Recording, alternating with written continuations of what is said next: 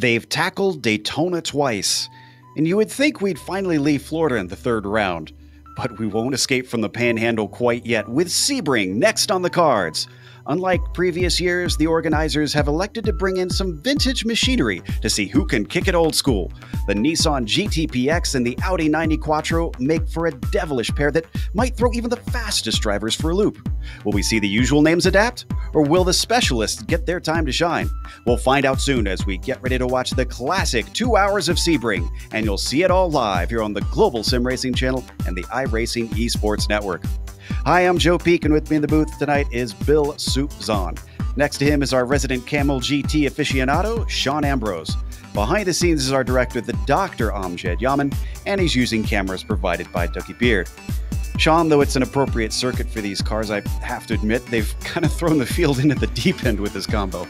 Yeah, well, they kind of have, Joe. And, one of the reasons is because, various sections of this course have been repaved over the years, back in the 80s and in the 90s, and really only leaving about just under a mile. The original course, the concrete still remaining here. So those transitions between the old and the new surfaces, and well, let's face it, they're all old at this point, can be really, really bumpy. And that's Sebring. It's the old washboard, if you want to give it a nickname. The last day of 1950, they kicked it all off with a 6-hour enduro on like a makeshift course here, and boy, that was the birth of Sebring International Raceway. But this circuit, of course, hosts to the annual 12 Hours of Sebring. We just did it here on iRacing this weekend, and we're doing it here again tonight, only for 2 hours here in the majors. But this place is a 3.7-mile road course with 17 turns, and they've had all kinds of winners over the years here. You might recognize some of the names, maybe Fangio, Foyt, Fittipaldi, Gendebien, Gurney, Greg Moss, McLaren and McNish. Just about every famous driver you could ever think of has run here and won here. But to get a feel for what it's really like to get around this old cathedral of American motorsports, let's hop on board the GSRC Camel GT for a lap around Sebring International Raceway.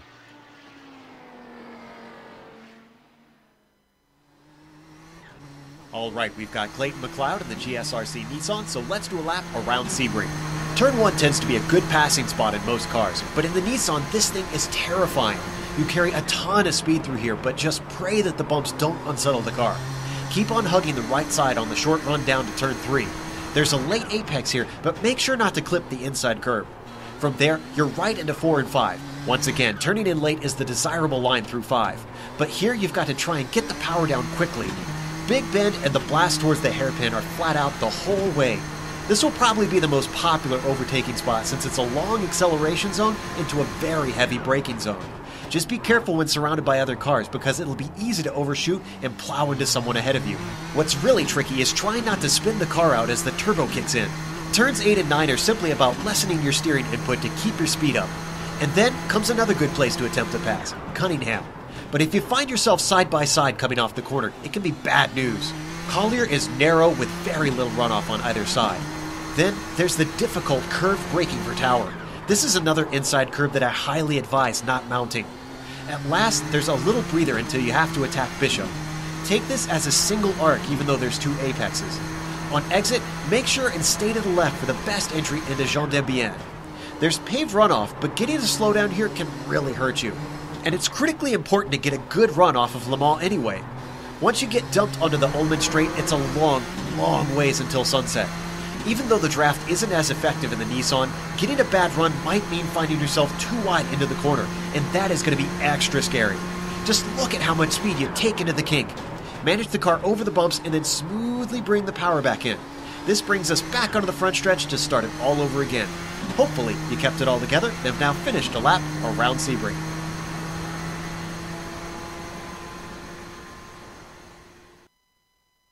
You see a lap around the bumpiness that Sean described, especially with the Nissan so tightly sprung. Now, 2 rounds in means that we've got the championship shaping up, and they were 2 very different rounds, so Bill, I have to imagine this won't give us a full picture, but at least an inkling. No, when you look at the up and down movement of the drivers there, you can see some guys making big jumps all over the place. So it takes a little while for things to settle down. We're only 2 races in. No surprise to see Blake Reynolds at the top there for riding shotgun motorsports. He's done well in both events. Lance Nasir now had a win last time out. That's why he's up at 11 points. Dallas Pataska sitting in 3rd, moving up a spot. Unfortunately, I didn't see Dallas actually qualifying for this event, so I'm not sure he's going to be racing with us today. There are drop races. See those little drops over there? He'll have to use one. Eric Smith, he is here. He is fast, and he's going to be somebody to keep an eye on. Taft Baldwin is scoring points as well for riding shotgun motorsports, the Outlaw guys. Let's go ahead and look at those team standings right now. This is where I think it's really interesting when we look at these. Now, you talk about riding shotgun motorsports, the Outlaws. They've only got 3 guys here today, but one of them is Blake Reynolds, and he's sitting in the Audi, so he's going to be good. You move down to V Apex Racing. They've got 4 guys here, but they've got Alex Saunders, number 1 in the Nissan, and they got Eric Smith, number 2 in the Nissan. So even though Clark Archer and Taft Baldwin may not score a lot of points, look for that team to be really impressive for points when we are said and done. Kinetic. Well, they're all here, but nobody is better than 7th. That's very different from Alliance. They're all here for Alliance too, but nobody is worse than 10th for Alliance Racing, so look for them to be great. Riding Shotgun, the Desperados, they've got San Adams in 5th in the Nissan and Lance Nasir 13th in the Audi, so it's going to be a weekday for them. The team that you don't see that I think you got to watch out for is Unorthodox Motorsports. Travis Warling, he's 1st in the Audi, and they've got Steve Driscoll 3rd in the Nissan. That's going to be tough. All right, there you have it. We'll keep an eye on all that stuff as we go along. Oh, we're going to look at the legends real quick. Take a peek at those, how the old guys are doing. You can see how that's going. Usually Brian Bennett does really well. Jimbo Pfeiffer up there as well. There you have it. Oh, thanks for that update, Bill. And because every round is pretty much different here, let's get you up to speed on what today's race will entail. Taking a look, we are in round 3, as we mentioned. And as Bill said, they have a drop week for each discipline. So you got to be pretty consistent across both over the course of a full season to take a championship here. Now, there's 2 classes today. So multi-class racing like we saw in the first round, and they will award winning points for the top 2. And then from down there, it will jump each progressive points from 2nd to 3rd and so on forth in each class evenly, just to make sure that there is no advantage to arriving at these. The Nissan GTP will be your prototypes. The Audi will be the Audi 92-hour race today out there. Traffic will be a major issue, and we'll get to that in a minute. But first, we want to mention that if you want any Majors gear, if you're a fan of this series, well, you can find it at their store. That is at pacificmajors.com/store. Go get yourself a t-shirt. I don't know, maybe have a mug or something that if you need to wake yourself up with the Majors in the morning, rewatch all the old races. Regardless, they have all kinds of cool stuff that you can grab there. The other interesting thing that they're doing this season with the Majors, they are doing something special this year by allowing members to nominate charity causes for each round. Drivers can buy extra qualifying attempts that money goes towards each round's cause. Race 3's charity is Animal World Protection. It is nominated by John King. The AWP aims to end the needless suffering of animals, influence decision makers to put animals on the global agenda, and help the world see how important animals are to all of us. They aim to inspire people to change animals' lives for the better by moving the world to protect them. You can find out more about their cause at worldanimalprotection.us. So huge thanks to John for contributing to that. We'll try to get an update towards the end of the race from Mike on how much has been contributed this time around. We're watching Paul Darling here on the screen, which is brought to you live on IESN. The iRacing Esports Network not only carries the Majors, but many private leagues, as well as all the official World Championship Series. So all you got to do to find all of those in your YouTube feed is click the big red button that says subscribe. Don't miss a moment here on IESN if you can. We are in the midst of warm-up. Qualifying is, of course, already over since they do this during the week. I want to go to Sean first because, Sean, you and I have covered this series for a long time, and I know we've got Nick stepping in for you this season over in the Camel GT series. But we were talking about it before we went live. This is going to be a bit of a wake-up call to some drivers. What a unique series this is. Well, yeah, because surviving the multi-class traffic, Joe, is what we talked about. It's going to throw a lot of these guys curveball here. The ones with experience, the guys that we're used to seeing on Saturdays in the Camel GT Series, yeah, they're going to have a leg up on everybody. It's a retro series. Both of these cars are very unique in their own little way. There are a lot of spots to get in trouble, especially for that Nissan. Very low ground clearance. Very low ground clearance on that car. And let's face it, these bumps here are going to be deadly to that machine. The turbo lag of that Audi, Joe. Let's face it, that can't be fun in places like Collier Tower. Maybe you might get yourself in trouble in Sunset even, but there's some really, really great passing zones here. And, of course, the Ullman Straight being the great equalizer in both these classes, because that Audi, it's got the legs to run with the Nissan down the Ullman Straight into Sunset. So, ooh, brother, watch out when they get there. Yeah, it's like I said, it'll take some getting used to in various different aspects. Watching Mark Schindel continue to warm up in the 416. Bill, I was looking over the points a little bit too, and the thing that struck me is that after 2 rounds, we still have, now this is a little bit weird because of the multi-class, but it's still impressive. We've got 3 drivers who have managed to get top 5s in both rounds. Now that's, like I said, that's skewed because we had multi-class, so you could have more than just 5 drivers that could get the top 5s twice, but that's still a pretty good number right off the bat. Well, I think the key to doing well in this race today is find out what car Blake Reynolds is racing and then race the other one. That would be my strategy. But yeah, it has been very impressive. We got some guys that we've seen. Alex Saunders, who we saw do really well in a series we cover here in GSRC. He raced in the Lotus 49s of the Retro Series. He's doing really well. Richie Hearn also races in the Lionheart. He's really fast in practice right now, sitting second. So we have big hopes for Richie to do well. Steve Driscoll is also a guy to keep an eye on. Boy, I love it. And there's the mix. And, Sean was talking about the guys coming in that have the experience from racing over there in the Camel Series.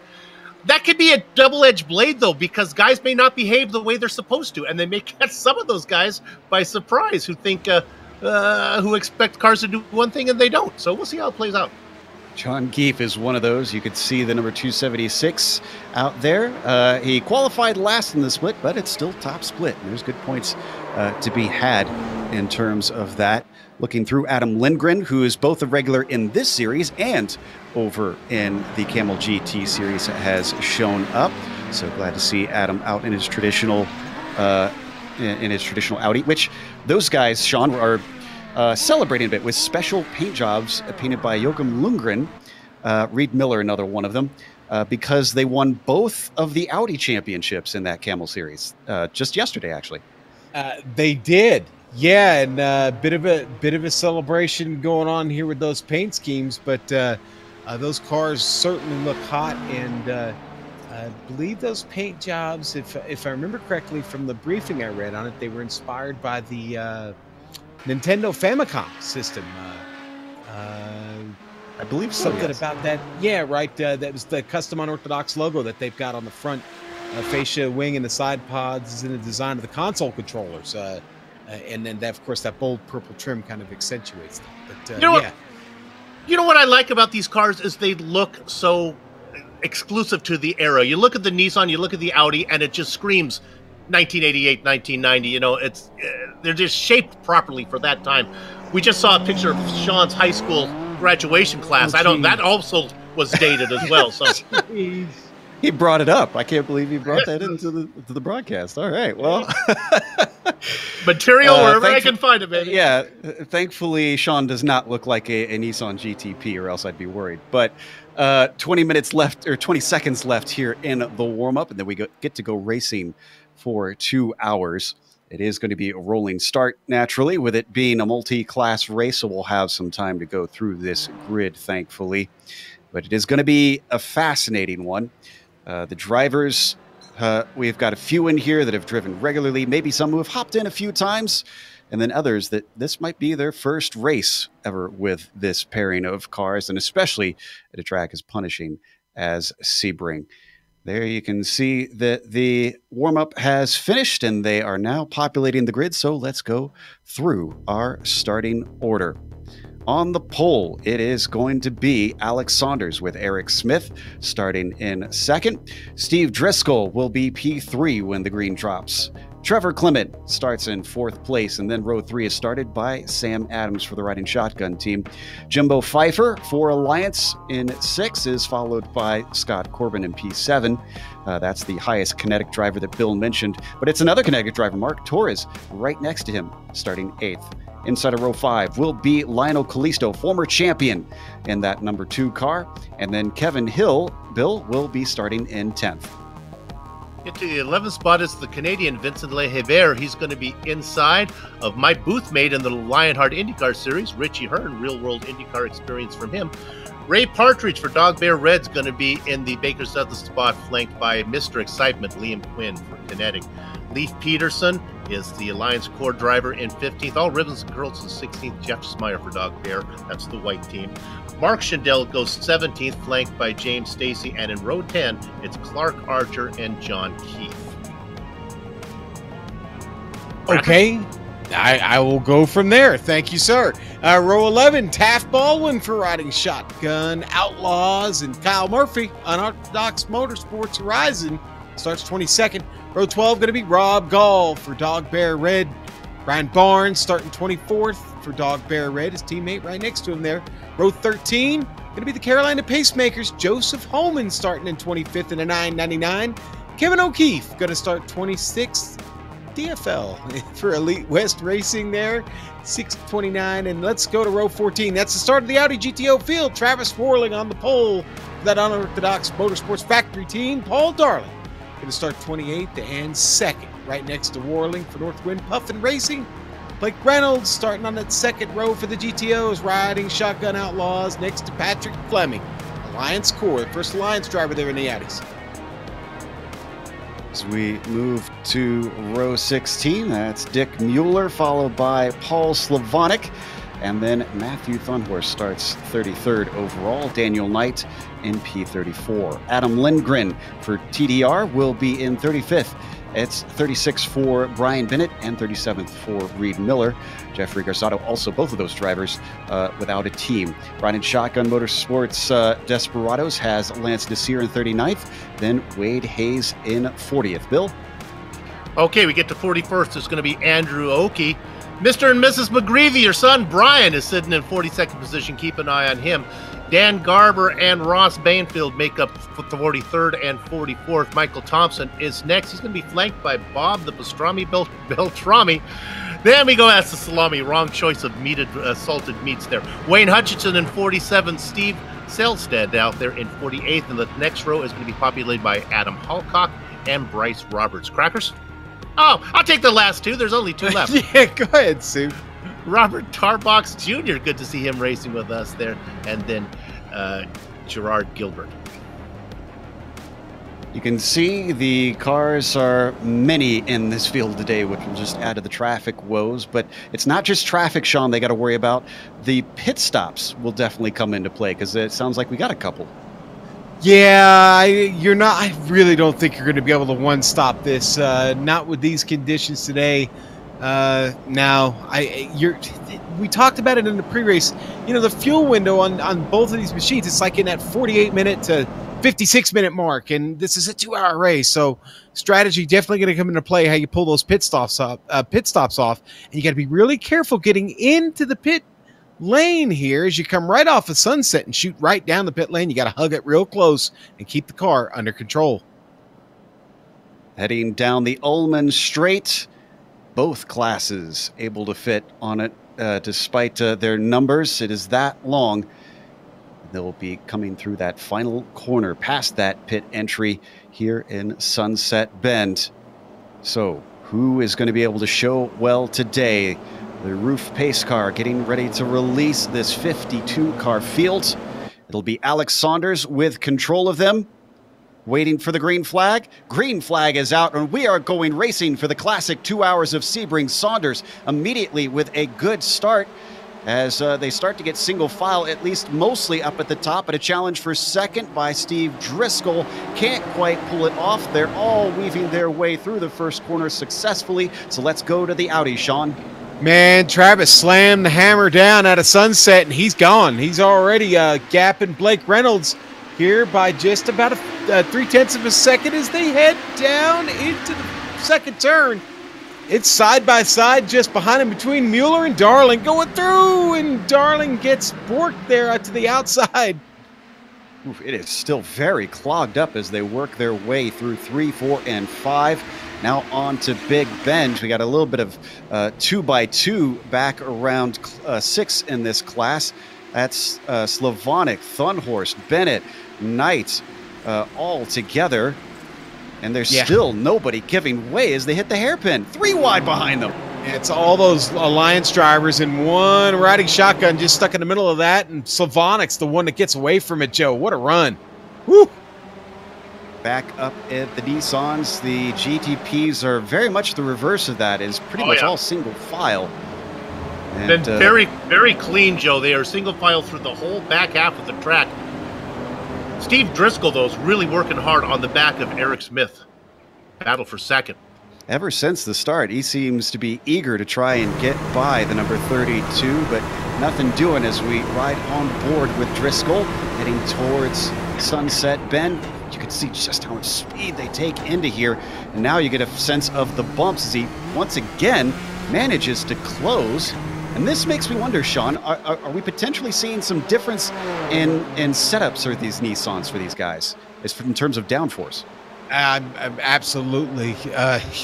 Okay, maybe the more inexperienced drivers are going to want a lot more grip, Joe, and it's going to hurt their top end speed on the Ullman. And here we go, battle for the lead already. Blake Reynolds trying to take it over. Travis Worling going to hold him off for the moment. These two, look at the gap. They are already pulling on Dick Mueller. He is nowhere to be seen compared to these two as we ride on board with the riding shotgun car. Looks to get himself a launch off the corner, and he gets a very good one. Peeks to the inside, but he doesn't feel he's close enough. So he stays in line through 3. Now, it is relatively warm on the track as well. 97 degrees on the surface, although a beautiful 77 degrees for the Florida fans. But should at least force some drivers to have to adapt somewhat as they deal with the changing sun out here today. And we got a battle for third back there as Dick Mueller is challenged by Paul Darling, and I think Darling's going to get it. Sounds like something happened to Lindgren, though. Sean? No, just he's picking him up, knocking him down right now. Battling Thunhorst. Takes the inside here. Oh, they almost make contact as they head down into Cunningham and make their way to Collier. And you know what's happened is this brought Lance Nasser, Nasir has come right along with Lindgren. He's picked up 4 spots, Joe. These two drivers very hungry here early. The Canadian giving watch from the popcorn position as Lindgren once again took a look into Tower, but Thunhorst was not having any of it. Only 4 minutes into this race, we got drivers eager to make their way to the front. You can see up at the top of your screen, Saunders has set the fastest lap that time by, making good on his 1-lap pace with race pace. What a clean start to this race, guys. Well, they haven't hit traffic yet, so we'll say that. The story will definitely change when that happens. Sorry, Joe. Battle for the Audi lead. Blake Reynolds gets to the inside, coming out of Sunset. They come across the start-finish line. Give it to Blake Reynolds. He's now your leader. Not sure if that was a lift or if Travis had a bad shift, and that's something that we need to bring up because our viewers who haven't watched the Camel GT probably aren't aware of the Audi's finicky gearbox. Well, you say that, and not only have we seen Audis blow up and terminate motors because of a bad shift, we've seen lots of time lost. I don't think that was I just think Blake got a better run there, though. I don't think the shift was missed, Joe. We suddenly slowed down the straight. Regardless, the results are that Reynolds is ahead of Worling, and they continue to peel away from third place, which, as we mentioned, has been taken over by Darling over Mueller. In fact, if it's not just me, I'm seeing a bunch of packs of 2 throughout the Audis, which is a bit odd. I don't know if I've ever seen that before here. kind of like super speedway racing in the Cup car a few builds ago. Yeah. Now, but there is that battle between Thunhorse and Lindgren still going on, and I think that's about to be settled because they're back to side by side now. But how is it going to be settled? Because they almost banged doors coming down into Tower. Lindgren is the red and white car on the inside. Thunhorse, the Alliance, yellow and black, holds him off from the outside and powers off the corner. Coming back at him once again. Coming through into Jean Debienne, and Nasir thinks about it, but backs out of it. And he's into him. A little bit of a shove. That's another thing these drivers have to get used to. It is elbows out in these cars. Down the Ullman straight once again. Lindgren looking very good. As soon as these cars pick up speed, Lindgren seems to suddenly get the legs on Thunhorse. Thunhorse once again comes around the outside of Sunset Bend. He's working hard, and this is starting to bottle up cars behind them. Not only Nasir, but there's Daniel Knight trying to find an opening just so that he can get positions, but nobody is managed to overtake among these four. Oh, excuse me, no. Lindgren finally got by Thunhorse and all that, but they come together. Thunhorse goes around, Lindgren keeps going, and Thunhorse has to get the car out. When he gets in the line. Position. Oh, that was Bryce Roberts that got him. Did he actually get him? It was awful close, but Bryce is still going. Yeah, he is, but nah, he got some damage on the left front there, Joe. Bad damage on the left front of that car, that riding shotgun number 23 Audi. A bit of a rude awakening. Ooh, yeah. Well, he had some great avoidance, though. You could see him have to dodge in the middle of what is an incredibly fast corner. I think the fact that the car is even still on the track is just amazing. I mean, he really did a great job of getting through that. It just came with a little bit of damage here. Battle for 10th. And it's Richie Hearn trying to keep the likes of Vincent L'Herbier. Actually just got past L'Herbier. Hearn was looking very, very good in the warm-up. At one point, he did lead the timing charts, and then I believe he was bumped down to second before all was said and done. Hearn in the top 10. Richie having experience in high downforce cars in real life, although maybe 10 years later than this.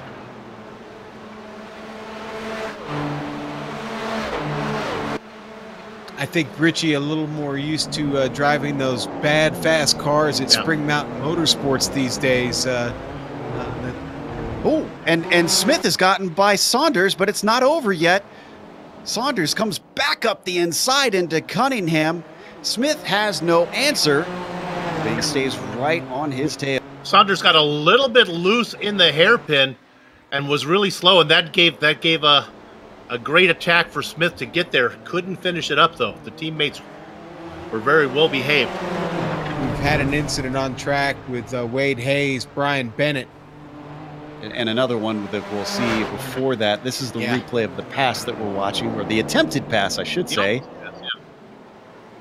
Well, let's take a look at Steve Driscoll. Sean, you talked about the turbo lag in the Nissans. I'd say this is the first evidence you're going to see. Yeah, it just snaps on him right there. Pure evidence of that lag just kicking in right there, and he lost control of it. It slams into the wall. From third place to now last in his field, he had to take it in. And is that Thunhorst in the background we see in the pits? That's Bennett, actually. Now, it might be scheduled. Oh, no, I did see some damage, and I guess they have a spare car ready for them waiting if they need. So that might be what happened with him. Back up to the V Apex boys. Smith on the back of Saunders, less than half a second behind. So no team orders seemingly between these two. Maybe. There was really nowhere for Smith to do. I don't know if he really wanted to pass. He had no option to do it. You guys are having all the fun over there in the Audis. Other than the little couple incidents we just had, it's been pretty much like New Year's Day in Pasadena here, pretty much a parade. The front two guys running up front. The guy making the big move is we talked about experience, John Keefe. He's up 6 spots, racing back in 14th in this class. He's been really impressive. I have to say I'm not shocked in the least that the number 276 has been making good of his time in this Nissan. Up next for him is going to be a very, very fast driver, Liam Quinn. Well, actually, see if he can run down the number 24. Yeah, actually, Quinn already got him. Quinn is really on the move here as he's working on the back of Kevin Hill. Kevin Hill, the opposite of that, going the other direction. He's down a couple spots already. Looking back from Kevin Hill's gearbox at Liam Quinn now. As Quinn closes up through Bishop towards Jean Debienne. Doesn't think there's quite enough braking that he could stick his nose in through the S's. Now he's got the Ullman Straight after Le Mans. Is this going to offer him something? Wow, great exit from Kevin Hill. So I'm not sure that Liam Quinn will be able to see a pass made into Sunset Bend. Probably not, but what I've been watching Quinn do, he's really good through the bumpy side. I can't believe he's so good through here. Watch this. Watch how good he is out of here, and then he gets a run, and see you later. I knew it was coming. Quinn made him look like he was standing still through Sunset Bend. And, well, Kevin Hill kept his nose in down the front stretch, but looks like he thought better of it as he worked his way around the first corner. And that cost him some time because you can see that is John Keefe getting ever closer to the back of him.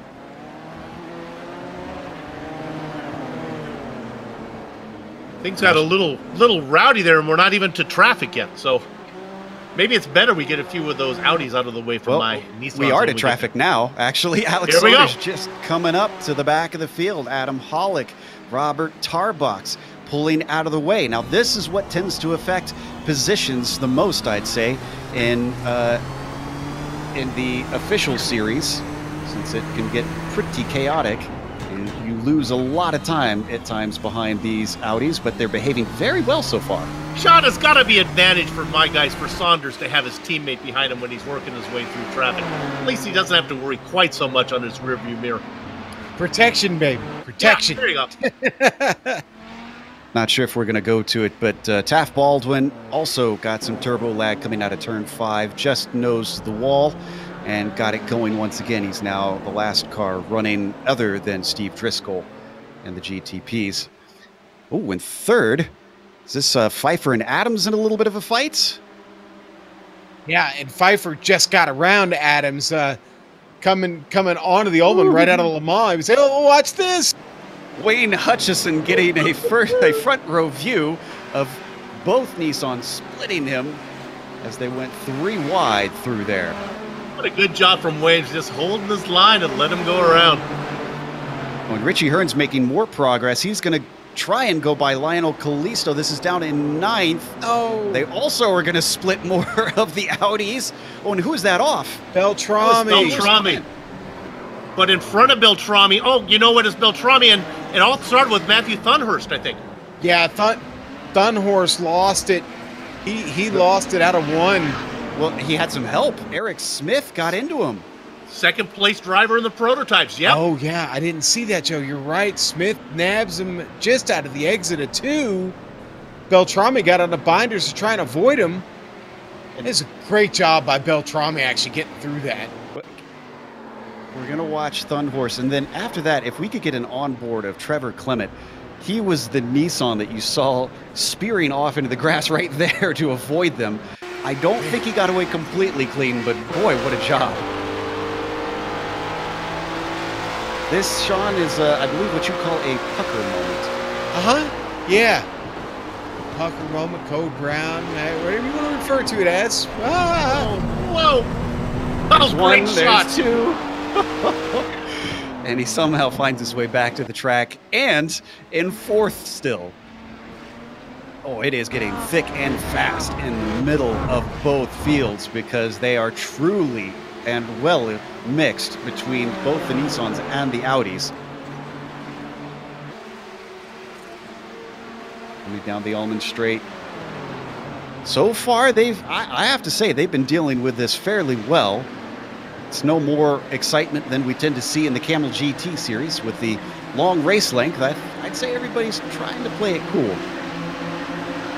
And there is just a huge party going on down into turn 1. Man, a bunch of cars, both classes trying to get through, getting out of the way. Reed Miller just said, thank you, Ole, and just went all the way wide in 2. You saw the runoff there, wasn't it? Yeah. We're watching Eric Smith, though, who is in second. In that exchange through the field, Smith actually lost out slightly. He's almost 2 seconds behind Saunders. Remember, he was as close as half a second behind his teammate earlier. Yeah, the real excitement. Oh, my goodness, let's go to it. Fifth in class. Scott Corbin just got loose in the hairpin. He almost got into the back of Trevor Clement. Locked it up. Somehow he kept it off him. I could just feel my spidey senses were going. I couldn't get the camera there in time, but watch this one. Woohoo! Yeah, the big problem is we're watching the replay. He's got an angry pack of wolves on the way behind him. That's, we couldn't see it quite on the screen, but Sam Adams in the riding shotgun car narrowly avoided him. Did a great job keeping his head up to stay away. This is from on board the 912. Didn't think there's an issue. He's got plenty of space to the car ahead, and then suddenly, hello. I've been seeing that a lot, though, Sean. It's not so much the Nissans that are having troubles with the Audis.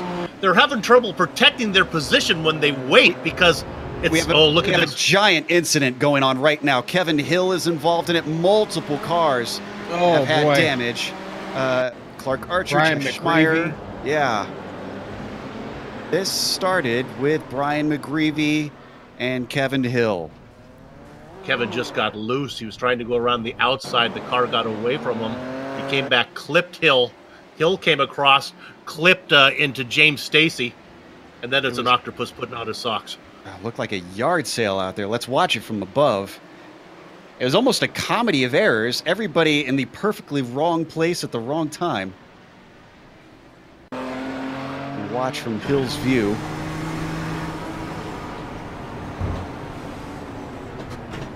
Unorthodox driver looks to the outside in tower. Maybe just a little too much curb, it looked like, Sean, that kind of upset the car. And that'll do it, Joe. That's all it takes. We talked about it in the pre-race, especially to the Nissans. These curbs are deadly. I hope the curds aren't deadly. I'm hoping to eat those later. But yeah, curbs. We jump back to come off kind of funky. As we jump back to the leaders in the GTO class, Blake Reynolds about a second and a half ahead of Travis Warling, and then they've got 7 seconds back to Paul Darling. So they are dominating this field in the Audis for the moment. It has been less than 20 minutes, and they have seriously pulled a gap. I got to tell you, that first trip through traffic, just not any fun, man. Not any fun at all. I don't want to be driving this car. I'm so glad we're calling the race.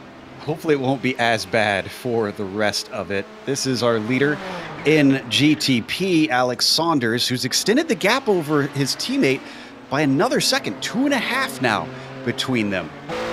So, interestingly, now that it looks like Saunders has maybe cut the draft off for the number 32. He's starting to pull away, which I wouldn't expect to be the case because the Nissans don't usually give off a lot of draft.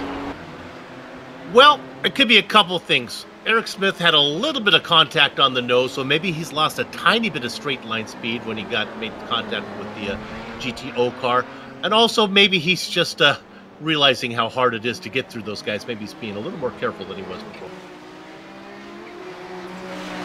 It doesn't surprise me that Blake Reynolds, who you see getting overtaken by Smith now, is doing well in the Audis, because Sean, I almost feel like they maybe have some similarities to Cup cars on a road course. Well, yeah, they get a little unbalanced, yeah, and a little harder to set up, obviously, but you know, I've stood the speed factor on the Ullman Straight. Is the thing we got to watch out for, because it is like I said in the pre-race, it's the great equalizer, right? Lots going on, though, as we look at the GTP race now for 8th. I think we're going to that. No, maybe not yet. Oh, well, no, we got a lot of stuff happening there. Yeah, that's Steve Driscoll, who was in a fight with the likes of Kalisto, but Kalisto gets away with it. Instead, it's Mark Torres all over the back of him. And then look at the cars behind. That is the likes of LeHerbier, Quinn, and Schindel. It's a herd of Kinetic drivers. Yeah, I feel sorry for Dick Mueller. They're coming, baby, and there's a bunch of them. Oh no, and he gets them. You can feel it coming. That was Kalisto. And then that was Driscoll trying to get around. He gets tipped. Both cars are off into the grass. Things happen so fast between these classes. And look, the contact here afterwards. Driscoll spins poor Kalisto. Ow! So all of the kinetic cars gain themselves 2 spots just like that. This is the onboard from Lionel's view. I gotta be honest with you, I think poor Dick Mueller, I think he was really kind of the innocent bystander in that one, even though the bumper that Audi says league wrecker. I think that's far from the case there. Poor Oh, Mueller yeah. getting caught up in that. Lionel came from a long ways back, and I think it was understandable that the Audi was just trying to take the apex. Lionel now continues. Where did he get back on track? He lost a lot of spots. He's in 14th now, with still more cars to try and work his way through. That's Lindgren up ahead of him. And then you could see Kevin O'Keefe dealing with is that a battle? Yeah, this is... Uh-oh. On screen, we have one over on his hood. That was Kalisto. I know Kalisto. I suspect he might be taking that spare car earlier than we usually think. Yeah. Well, it was Driscoll who kind of gave him the little shovel move there. Yeah, they had got together once before. I'm afraid Steve just nowhere to go here, Joe.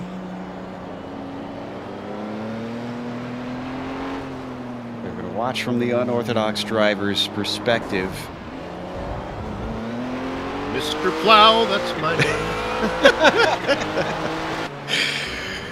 As we come back live, as that was happening, I mentioned that we had quite a battle going on. That was between Lance Nasir and Paul Slavonic. Lance came out atop them. He is in 4th in that Audi class. They had been battling for a while, Joe. Now I think the traffic really is hurting Slavonic the most at the moment, as now he's got a few other drivers trying to get around there. Yeah, that's Ray Partridge coming along. And Brian Barnes returns once again after missing his first race ever in the... Oh, and who is that? That is Fleming, who was running in the top 5 before. Joe, I think he just missed his line coming in a little bit too hot, and he realizes it's a little bit late, trying to slow the car down, and it's not enough. Wow, what a helpless feeling that looked like. Like you said, as soon as he realized, he locked the tires up, and then from there he was a passenger. Watch this 311 car just demolish the tires. Dunk. Well, that's going to bring him down to 7th place. So lost a few spots, not a whole lot, but hopefully the front isn't too damaged as he continues on. We're almost a half hour through this race, and it's still being led by Saunders over the GTPs, as well as Blake Reynolds down in the GTOs.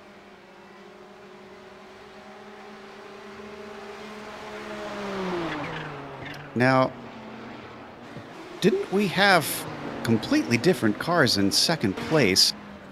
Was it Lance Nasir that we had there before? No, Nasir had just gotten around Slavonic. Huh, we'll get back to that later. I think we've had some developments that we completely missed. We'll have to try and dig stuff up. Meanwhile, this is Paul Darling that we're looking at, who is in 2nd place in the number 851. There is just no rest around this track with both of these classes. You can see how he had to let both of those Nissans by, and that certainly doesn't help his run to try and catch Blake Reynolds. There's almost 10 seconds between himself and the GTO leader.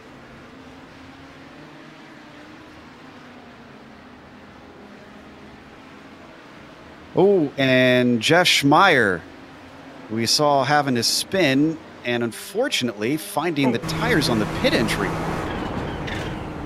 Luckily did not bounce out in front of Partridge and Barnes who go by. He's going to go ahead and drive it into pit lane when this is all done. It still moved. There you go. Get in there. And it's in. All right. So, Jeff Schmeier, unfortunately, another driver falling victim to the bumps of Sebring. Have we seen any scheduled stops yet, actually? Kevin Hill just came in. This could be getting close to the time. I don't think Kevin had an issue.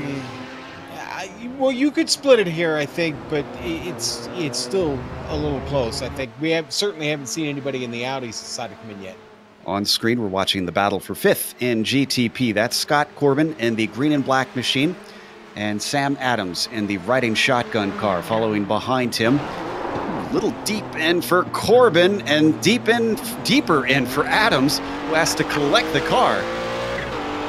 Interesting racing lines are there. I'm with you guys. I'm still trying to figure out the racing lines. I've been on here for, I don't know, 10 years.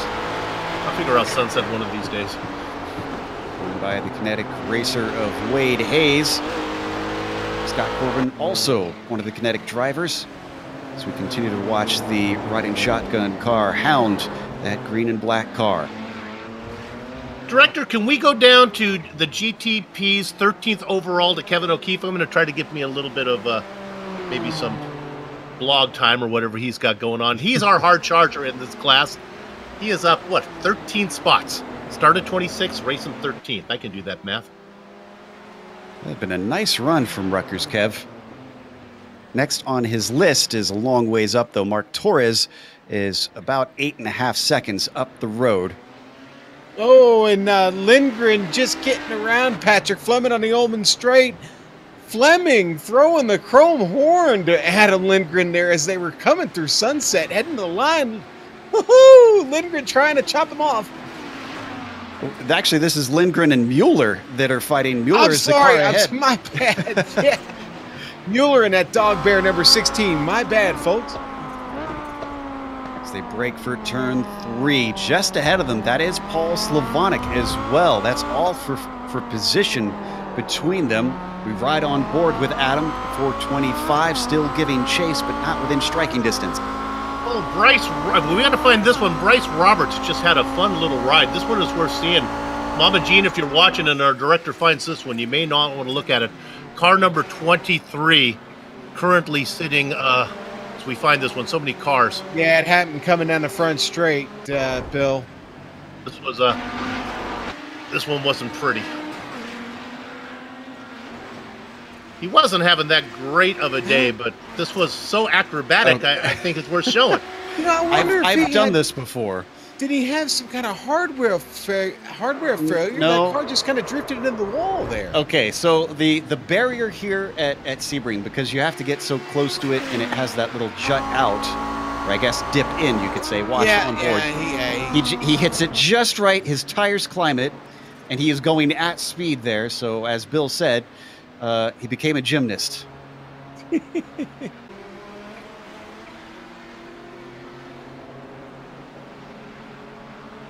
Oh, and Brian Barnes, did he have a similar incident with pit entry? Oh, he manages to avoid anything, I think, and he elects not to come in.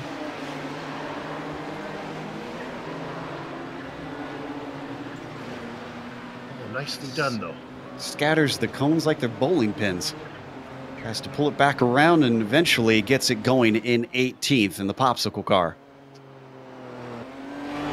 Is that the popsicle car? I don't see that. Well, you know, as soon as I said that, I realized we're on IESN, so I don't think it's the popsicle car. I was gonna call it the frozen food snack kind of car. There, yeah. I didn't want. That's appropriate. That works. Okay, thank you. Eric Smith here in second place has regained on Alex Saunders now. It is down to a second between the V-Apex cars. It has mostly been a battle between these two for the lead, but let's not forget that third place has been handed over since some of them have had problems. Jimbo Pfeiffer, the double lot, he is currently riding on the podium. Yeah, up a couple spots from where he started 6, doing a really good job, having a really great season, well, sitting second in those legend points. And this is a 2-hour race, so it'll be hard for him, being so old, to go 2 hours. And a testament to the Alliance team once again. I wasn't shocked to see them do well in a sports car race. That seems to be one of their strengths. We've got a battle down in the GTOs, though, mid-pack. Yeah, well, we do, okay? And right now what's happening here is Reed Miller is holding off. Okay, am I got this Travis right? Warling is holding off Reed Miller. Right, Travis. Why am I not getting this right? Yeah, Travis is holding off Reed Miller. Yeah, I think so. And, you know, Joe, Travis just got around him. Now, Travis was up fighting with Blake Reynolds. He had some kind of trouble. I haven't picked it up yet. He did have to pit. He's taken on that extra car, the spare car. He's back in this race. He's now taken over 9th, and he's back on the charge. But he's got a long way to go to get back to the front.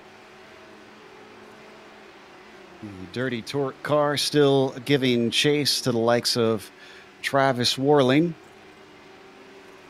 Down the Ullman Straight, they do have the likes of Andrew Oakey behind them, and that is for position.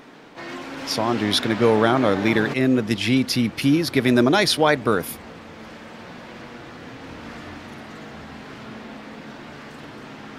And, ooh, Trevor Clement. He has Sam Adams on top of him, and it's our old rivalry. Riding Shotgun versus Alliance. This is for P4. Now, luckily, these guys can sort this out amongst themselves. They don't have any lap traffic or slower class traffic in front of them.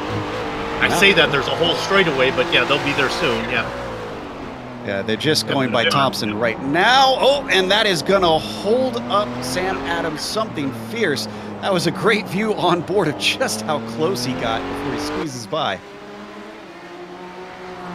Oh, and a car in the wall. That's Reed Miller parked right there as they go by. Oh, we were just watching him a moment ago. Got a little help from the P2 in the prototypes there. That's the second time that Smith has gotten into a car. Ooh, Yep. This is a very hard hit. Yeah, he would lifted poor Reed up, and boy, that just shot Reed off to the left, and that is a hard shunt. Who is that got through in the yellow Audi there? Man, as that car was coming back across the track. Andrew Oakey was that car through. Yeah, Oakey, good job. And to be fair, we'll watch from Smith's view. Now, the racing lane drifts off to the left. He just hoped that he would stay to the right, to the inside, and it was just a miscommunication. So I can understand in the split second that you need to make a decision, that sort of error happening. It's sad to see that it ended the driver's race so spectacularly. Yeah. Reed, one of those regulars that we talk about that we're used to seeing in the Camel GT series, and boy, that's got to be deflating. Look at this traffic jam that we have going on right here. Yeah, I know. That's Daniel Knight letting the likes of Kevin Hill by. Now he's got to let James Stacy and Jeff Schmeier try to get through in their battle. Now, Hill and Stacy had made stops already, so they're farther down the order. They work around the GTO car of Travis Warling. Careful. That is Schmeier getting through. He's given them plenty of space to the outside, and they're able to continue on. Knight, I believe, actually fighting for position with Warling. Yes, that's 4P8. So neither of them really wants to give up too much time. Now, what's interesting, those three cars that just went by, the prototypes, that was Hill, Stacy, and Schmeier. They're all in a battle for 19th overall. But then here comes a car on the lead lap right behind him, Trevor Clement coming through. He just got around Warling. He's racing for 4th, and he's got Sam Adams behind him. We've still got a battle going on for position at the top spots in the GTOs. Let's take a glance at that. This is between Slavonic and Mueller, who've not been able to separate themselves. And don't forget, sneaky old Adam Lindgren. He's up to 6th, and if he can get by both of these, he could potentially reach the podium eventually. Yeah, and Lindgren's been steady here. He's got Jimbo coming around, gets out of the way. Good job by Adam Lindgren there. Changed his line just real quick. Jimbo able to get by, and you see Jimbo having trouble catching those two Audis in front of him. Why? Well, because they're up to top speed heading down the Ullman Straight. Now, everything changes here. Both cars have a different line through here. Jimbo goes around the outside, makes it stick. He's going to get out clean, guys. You know, Sean, talking about those pit stops, one thing struck me. We've mentioned the fuel being an issue, as Trevor Clement actually comes in now. But what about tires? This is a longer race than we're used to in Camel GT's official racing. So how do those play into it? Well, the tires are, you know, we talked about the track temperature earlier. Well, it continues to go up. It's up over 100 degrees now, and these tires are going to start to blister long into these runs. Generally in the Camel GT races and the official races that we see on Saturdays, Joe, well, tires don't become a factor because they're not long enough. As you run out of full fuel stint on this car, it's going to be a big factor today. Everybody's going to need those 4 fresh shoes when they come in. You can see that the 111 car, Clement, went up. Yep, he did get tires, and he has put his crew on a diet because he certainly made it awful close to the wall there. But he'll be able to get back out easily once he is done refueling. Alex Saunders now up to 6.5 seconds ahead of Eric Smith after Smith having his second run-in with a slower class car today. Yeah, Saunders is being really smooth out there. Just got around Paul, oh my darling. Where is Darling Racing? Is he second in class, right? Scott Corbin. Scott Corbin for Kinetic Racing had an ill-advised move trying to get by Adam Lindgren, put himself in the grass, and found himself eventually sliding into the tires. You know, okay, so it's his fault, right? But he does take one for the team there. He could have just run Adam Lindgren over right here and ended his race. You can see it on board. He knew he was in too hot. He just cranks it a little bit to the left, tries to keep it under control, but at that point, he's along for the ride, fellas. I think he was in 4th or 5th at the time, and he's now all the way down in 10th with damage on top of it. Not good for him. Up ahead of him, though, that is... Oh, and that damage was too much for the car. He finds the tires a second time in the same lap. The number 54, if he can at least limp it back to the pits, could potentially get his spare car, but this will hurt his chances at good points today. Gets it turned around, and now he just has to get a crossing guard so he can cross traffic. There, she puts up the big stop sign, and he makes it in. Yeah, we're watching the replay currently as the car just wallops into the outside. Not much runoff in that fast corner. Well, Sean, he bagged it up once earlier that lap. You might as well get your money's worth for your spare car. Right? Yeah. Yes. Yeah. These are frugal times, Super. You definitely get your money's worth out of it. Yeah. Bag it as much as you can before you get the new one. Look at this lead that Blake has just opened up. Wow. I mean, it's just almost 15 seconds. It's no great. I mean, listen, no great surprise that Blake Reynolds is in the lead of any race. But yeah, that's an impressive. Just over 30 minutes, 40 minutes into the race now. It's 15 seconds already.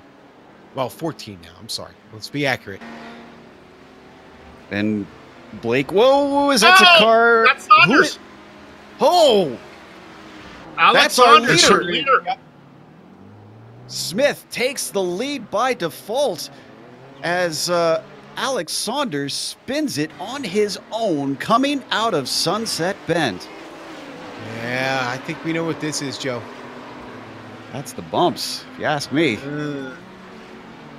He hit the wrong one.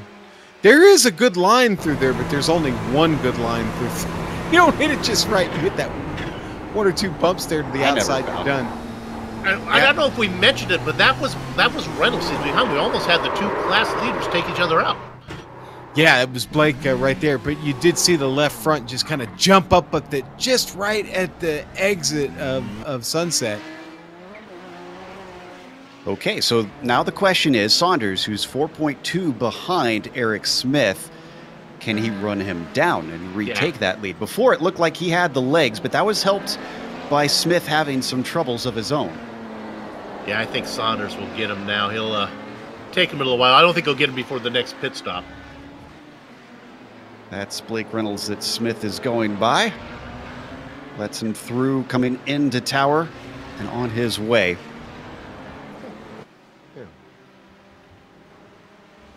And we've been paying attention a little bit to the progress of the number 70 car, Richie Hearn. Now, he's not too far ahead of Vincent L'Herbier, the Canadian, continuing to hound him, but Richie into the top 5 in the GTPs now. That's what my booth partner. I was giving him some advice in the last race, telling him what some ideas that he might want to use. Apparently, he's listening to me, doing really well. I feel like I shouldn't comment about Richie because the last time I started talking about him, something else happened. So, go. Take it away. I tell you what, I have to pinch myself. I was calling a race the other day, sitting next to Richie Hearn with real-world race experience, calling a race that Sage Karam was in. I mean, gee whiz, this can't be happening to me. I love how the sim world is looking these days, and so is Vincent L'Herbier, who is going to inherit a position, but it's because Richie Hearn decides to take his pit stop, enters into pit lane. Now, he's been blinking a bit on my screen, and I think our director's getting that too. Hopefully that doesn't cause him issues. Not exactly worried about snow in Vegas, I don't think, so... It did a week and a half ago, Joe. It was snowing in Really? Vegas. Yes. Oh, wow. Well, maybe he is worried about snow then. So, meanwhile, this is Brian Barnes in a nice little fight. Currently trying to hold off the likes of Joseph Holman. Behind him, this is for 16th. And thankfully, we are not at a... Thankfully, we're not into oval race, so we won't have Bill calling that the 666 car. They shouldn't put numbers on top of the car. That's all I have to say. We got more cars coming in. Kevin O'Keefe has entered. We've got Adam Lindgren taking his scheduled stop. Lindgren also should probably have an advantage being used to how these cars operate in terms of pit stops. They do sometimes do races long enough for where they are required in the Camel Series. So the total downforce car back on its way out to the exit cones. I was just happy for all the Audi drivers who didn't put it at night. Yeah, exactly. It's actually in the morning time right here, virtual standard time in Sebring, 10. Almost 11 in the morning currently, so it's going to continue to get hotter, and it has 104 degrees on the track now. It's gone up by almost 10 degrees. It seems like 1 degree every lap, Joe. Jimbo Pfeiffer comes in. If you think this is hot, though, Sean, earlier today we were at Phillip Island in Australia, and it got up to 100 and was it 27 at one point? Yeah, it was hot. It was hot on the island today. I was actually watching part of that race, Joe. Ooh, Travis Warling making a move on the Ullman Straight as we're watching Paul Savlanik on screen. Wasn't really a battle. He got around Patrick Fleming to take P6. Now Warling, remember, had trouble early. He's 12 laps on this stint that he's on right now after taking a pit stop and picking up a spare car. I really think Travis is still going to need 2 more pit stops to possibly finish this race. That'll be a killer because we've already seen how long some of these stops do take when scheduled, and it is not it's not extraordinarily long or short pit lane, but it is still costly, especially when there's no cautions out. We're riding on board with Fleming looking ahead at Warling, and no matter how much he pokes and prods, can't seem to find a way through. Well, to Fleming's credit, he held him off for a good 4 laps, I think. Warling was on him. Richie Hearn coming in for another stop. Something went wrong. Yep. Maybe speeding in pit lane? He's there for 6, 7, 8, 9, 10 seconds. I bet you he's going to go to 15, 5 more it's seconds. Speeding. Yep, that felt like speeding. And yeah, 16 seconds, see? What do we got to do to catch Richie a little bit of luck, Sue? Guy lives in Vegas. I hope he doesn't go to any of the casinos. Well, I don't know Sean, how unlucky it is to speed, though. I mean, Sean, maybe he's a cooler. I mean, well, no, that's a thing in Vegas, is it not? Yes, it is. Real yes, thing, yep. So, well, Richie does get back out on track in 16th. This, unfortunately, scuppers his chances for a potential win, most likely. You never know.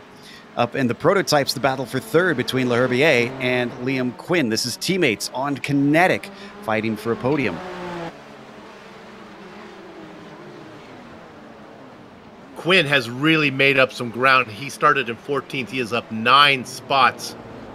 Doing really well. Now, some of those are a little bit faux. I think some people took pit stops in front of him. We'll see that shake out a bit. These guys still need to come in.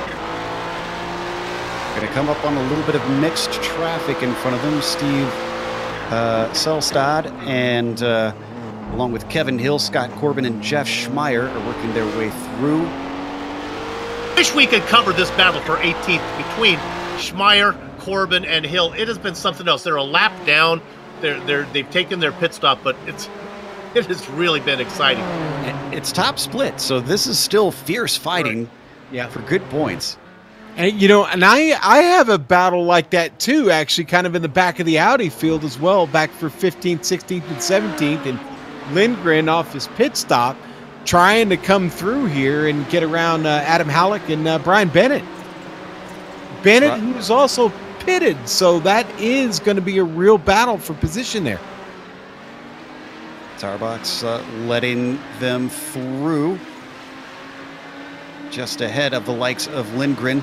This is not what Adam would want, is being held up by slower cars, and he's going to dispose of him pretty quickly, it looks like, as he ducks to the inside of turn 1, just as we've got this stream of Nissans fighting for lower positions. 1 gets by, but not 2. And they're going to split them momentarily. Adam's savvy about this. He's giving them space to the left.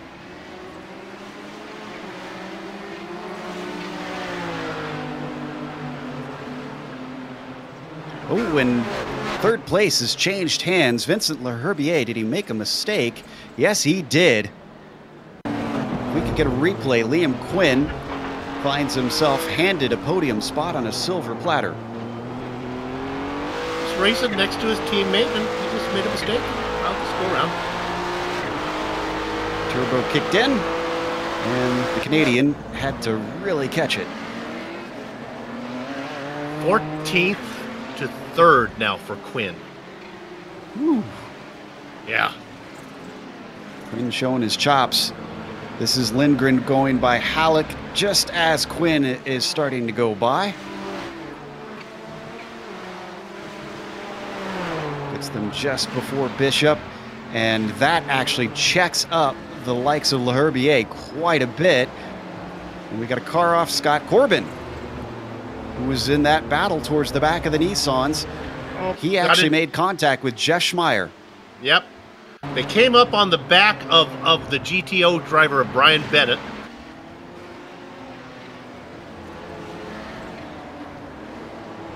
Gonna watch He's okay. from on board here.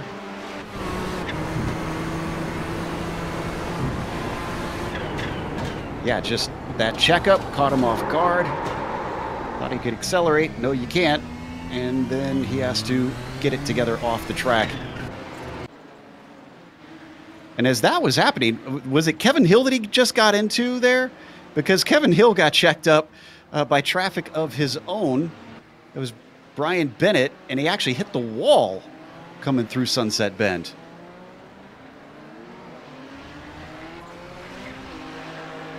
And as soon as I say that, Corbin also goes off into the wall himself. So let's watch this replay, and then we can jump over to Corbin immediately after and catch him having a problem out of turn 5. You can see the traffic. He tries to go around the outside, but maybe starting to get a little bit too much dirt and marbles, and he clatters it. And then Corbin,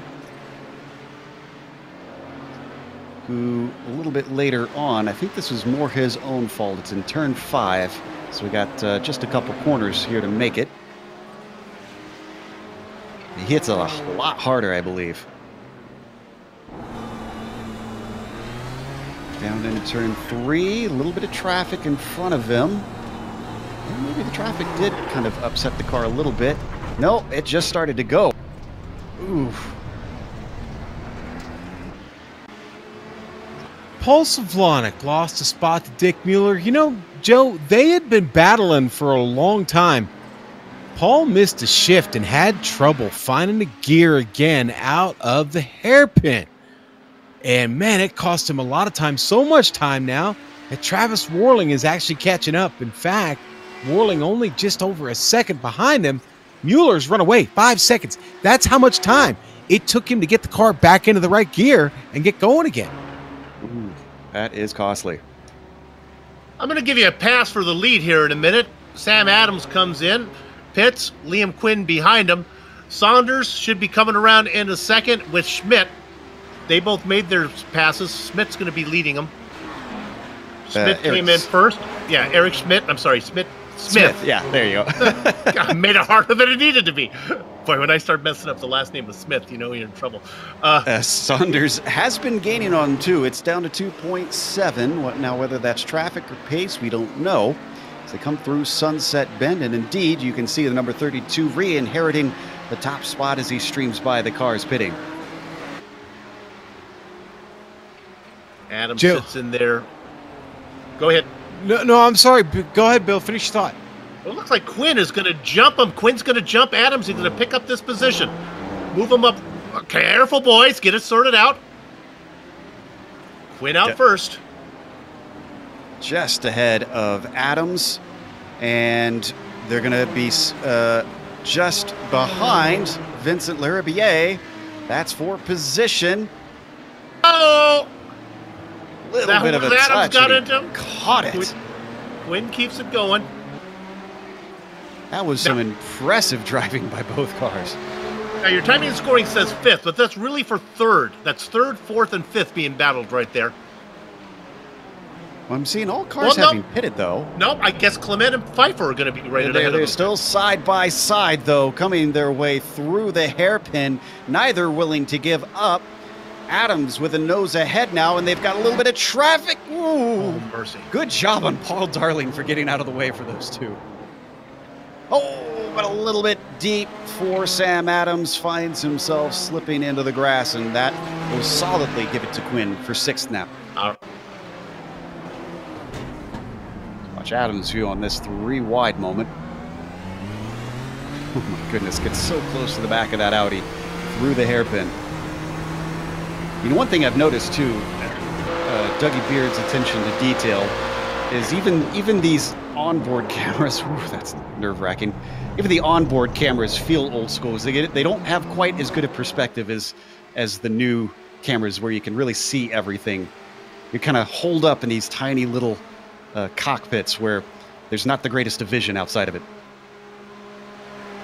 All right, let me correct myself. So your running order at the top of the GTPs: Smith, Saunders, Clement, Adams. Well, now Adams isn't there anymore, so I guess it's Quinn. Come on, Soup, get this right. Pfeiffer, LeBaire, Quinn, and Adams. Ah, jeez, I'm gonna go have some soup, I think. That'd be appropriate. Down in the GTO class, battle for fifth between the likes of Paul Slavonic and Travis Worling. Yeah, Travis is catching him, Joe. He's definitely pulling him. Danny Ullman here. Here we go. Down into Sunset. He's looking to make a move to the inside. Looking, but not brave enough to stick to it. He backs out when they get to the braking zone. Coming around the corner. When are we going to see some of these drivers pit? Worling's already taken his. Slavonic has not. We're 6 minutes away from halfway, and I see a lot of zeros in my pit column in the Audi class. That's right, baby. One stop in it. They're trying, at least.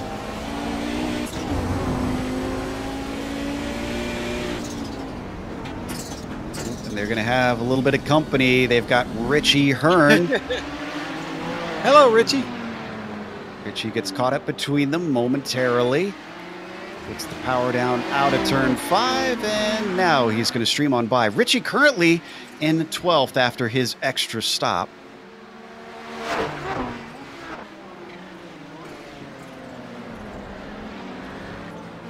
Richie's been showing he's running fairly well so far this race, both in practice and in the actual event, so he might yet still gain some positions. He's trying to chase down Rutgers' Kev.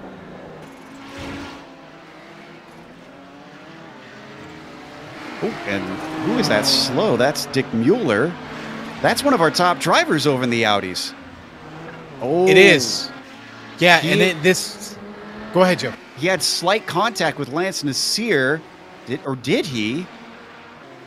Or was this just a missed shift trying to recover from this mistake? I hope it's not actual damage. Yeah, it looks like it was just trouble getting the car into gear. It's going at speed once again, but that falls him down to 4th. Well, he was in 4th before, I suppose, so does not lose a position.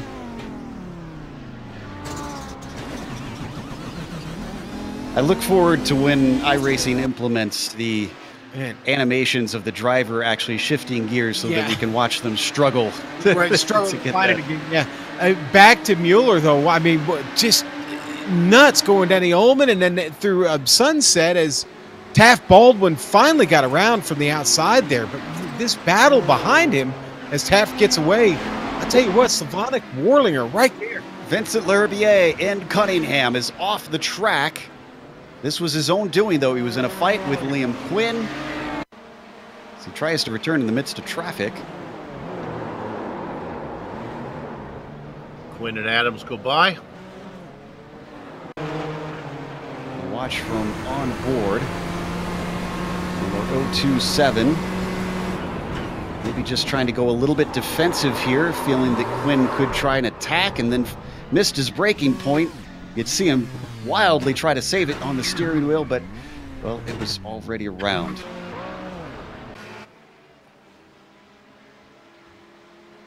Vincent returns in 7th now.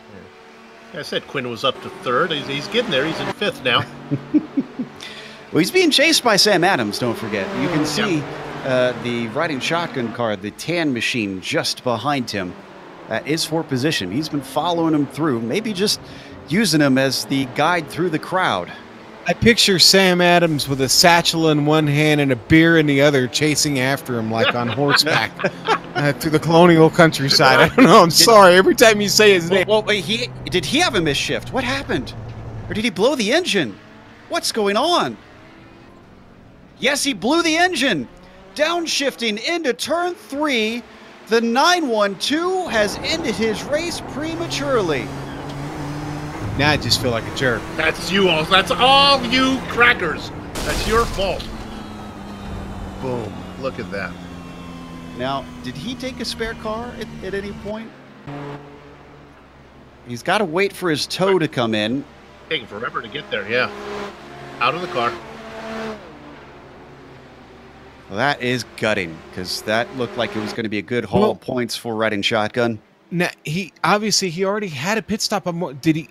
He must have pulled the spare car off the trailer already if he's gotten himself out of the car. Either that or he's taking a break real quick while we're waiting on a tow. Yeah, that could be the case, as he just hasn't hopped back in the car once again. I really hope that he's still got one sitting there. This is our leader, though, in that class. Eric Smith continues to yo-yo the gap between himself and his teammate on V Apex, Alex Saunders, who was leading for much of the race before his own mistake cost him. It is impossible to tell if Saunders is catching Smith or not because the gap fluctuates anywhere between 1.5 to 5 seconds depending on where they are in traffic. Ooh, we've had a hard hit for James Stacy, who continues to tumble down. Is in 15th. The prototypes. We're seeing if we could pull the replay up. It was coming out of the hairpin.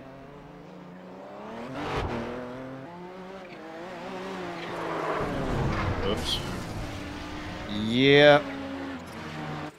And then we're going to watch L'Herbier. Did he have another issue? Yeah, coming out of Sunset. Car got loose. Boy, right in front of Adam Halleck. Nice job from Adam. And yet again, that one clearly from the bumps. That was a perfect angle to see the rear just start to hop on him. So, Paul Darling from second in GTO enters his stall. The Northwind Puffin Racing 851 goes up on the jacks, takes some tires. I'm looking at one hour to race. This is Warling as well. And a nice little battle with Paul Slavonic And again, Warling has pitted, but Slavonic has not. They're side by side down the front stretch towards turn 1. Slavonic's going to have the inside in the Alliance machine. And they've got cars coming out of the pits outside of them. Brian Bennett could potentially make it 3 wide, just barely gets ahead of them. Just behind, also complicated things. Steve Driscoll taking a look down into turn 3, outbraking the likes of Slavonic. Warling finally solidifies the place.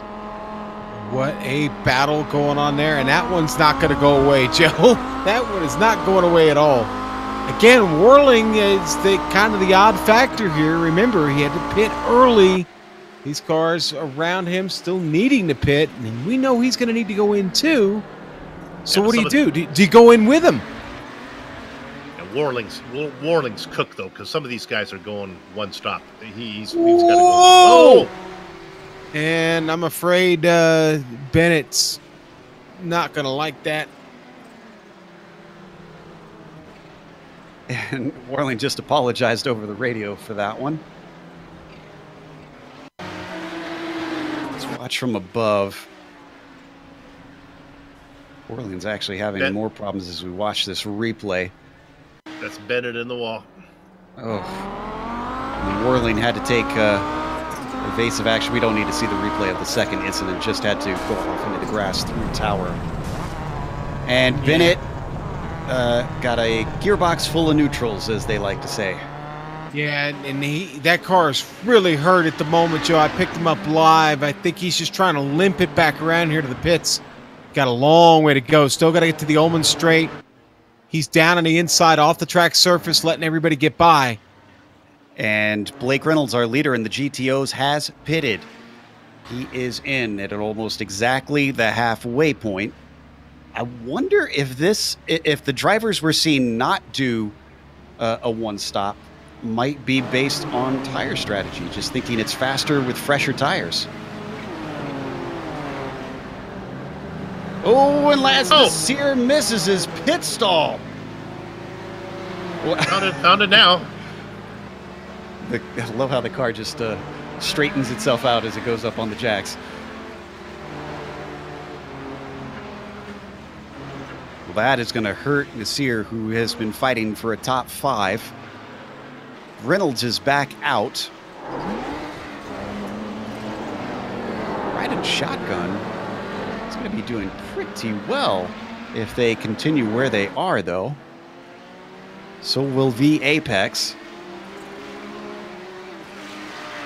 And this lines up, Bill, with what we saw in the first round as well for V Apex, because another multi-class endurance race where they showed their might. And here we are again, where they are currently 1-2 in the prototype class at least. So make hay while the sun shines, because pretty soon you're going to be doing a uh-oh. And Blake with a big off. What happened there? Well, he just came out of the pit stop. Let's check it out here on board. It was Dan Garber in front of him. Let's see. Oh, yeah, he had to make an evasive move, Joe, and it was, whoa, what a save. Yeah, that shows you just how good he is. It's like, okay. Well, he thought it's an Audi Quattro, so he'd take it rallying. Yes. Well, he keeps it going, and he's still in second place. But, curiously, Travis Warling, who has taken a pit stop, is ahead of him. Yeah, Warling's going to have to come in again, so... Yeah, probably trying that two-stop strategy. There is... Well, what is the gap between them, actually? Let's get ourselves... We can't see it because the timing and scoring is a little screwed up since the pit stops, but once Reynolds comes through... yeah, 13 seconds between them. It all depends on what those new tires are worth. And I am rubbing my hands together on that one. I'm actually eager to see two completely different strategies and how they're going to play out and which one tends to work better. Because we don't often get to see that here on GSRC. It tends to be one strategy is your optimal one. But the point is, they're not going to be all that much better. I mean, Reynolds took tires too. It's not like he's doing it without, so I guess it's a little bit better. What, 20 minutes better? Yeah, more time on the fresh tires, whereas they're going to get a lot more worn. And I can tell you, they slow down. I did the 500K at Road America a couple years ago in this Audi. Oh boy, did they lose some grip. But right now, Reynolds has the fresher tires of the two of them. So he does, yeah. So he should be gaining on whirling pretty quickly. Up in the prototypes, Jimbo Pfeiffer's worked his way up to 5th. But Mark Schindel for Kinetic is trying to do something with that. We talked about old rivals between Ride-In Shotgun and Alliance. How about some new rivals, Alliance and Kinetic?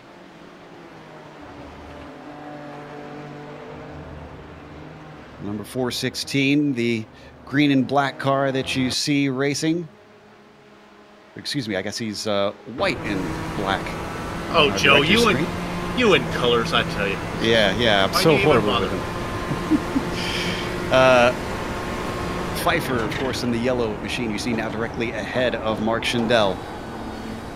See, I blame Schindel. He didn't upload his paint, apparently. There you go.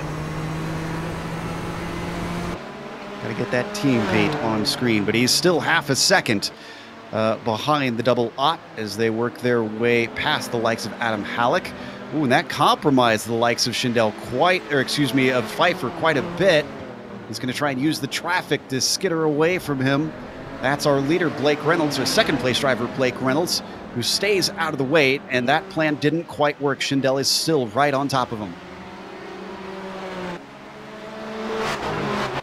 Now Schindel is up 11 positions. Pfeiffer's only up 1. Schindel going the right direction. They got some clear track ahead. It'll be a while before they get to Scott Corbin. Oh, there he goes. That is Schindel. Another mistake off of a slow corner and a turbo-powered car. It's to be expected. The 416 falls down to 8th.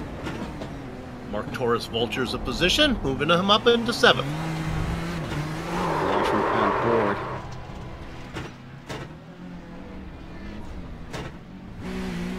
So as we come back live, GTO's once again putting some action on. Yeah, Slavonic and Mueller still at it. Slavonic gets around Mueller down the front straight, and now he leads him here through, and they make their way to the hairpin once again. And again, this is two drivers who've pretty much been on the track for most of the race. I mean, gone well over an hour now. We're into the second half, and it's these two still hooked up and still running well. And you know, Mueller. Slavonic. And missed a shift. Again, that's not the first time this happened for Paul. I think he's got to remember it's not the Miata. Lance Nasir also gets by him, so that's 2 positions from 1 mistake. We're going to listen to it here. Can't find it. Yeah, and his hand's still on the wheel. The right hand's still on the wheel, obviously. So that animation we're talking about, it's coming. Hashtag soon. No, and the Miata joke, Paul, an avid track day racer, just sold his Miata for a camera rig. Of all things, he bought a beautiful camera rig, but as someone got rid of the Miata. As someone who went to film school, I'm okay with this decision. You have to say, though, that that could have been a little bit of commentator's curse, because you were talking about how much they were together this whole race, and yeah, I know. Well, I'm full of them tonight. 50 minutes still left to go in this race. Real quick rundown of your podium in either class. Eric Smith is currently leading over in the GTPs. Ever since he passed his teammate, he's been holding on to that. His teammate Alex Saunders has been trying to regain the time, and he's done somewhat. He's down to 1.2 seconds, the number 9. You can see with the red and white on that V Apex car.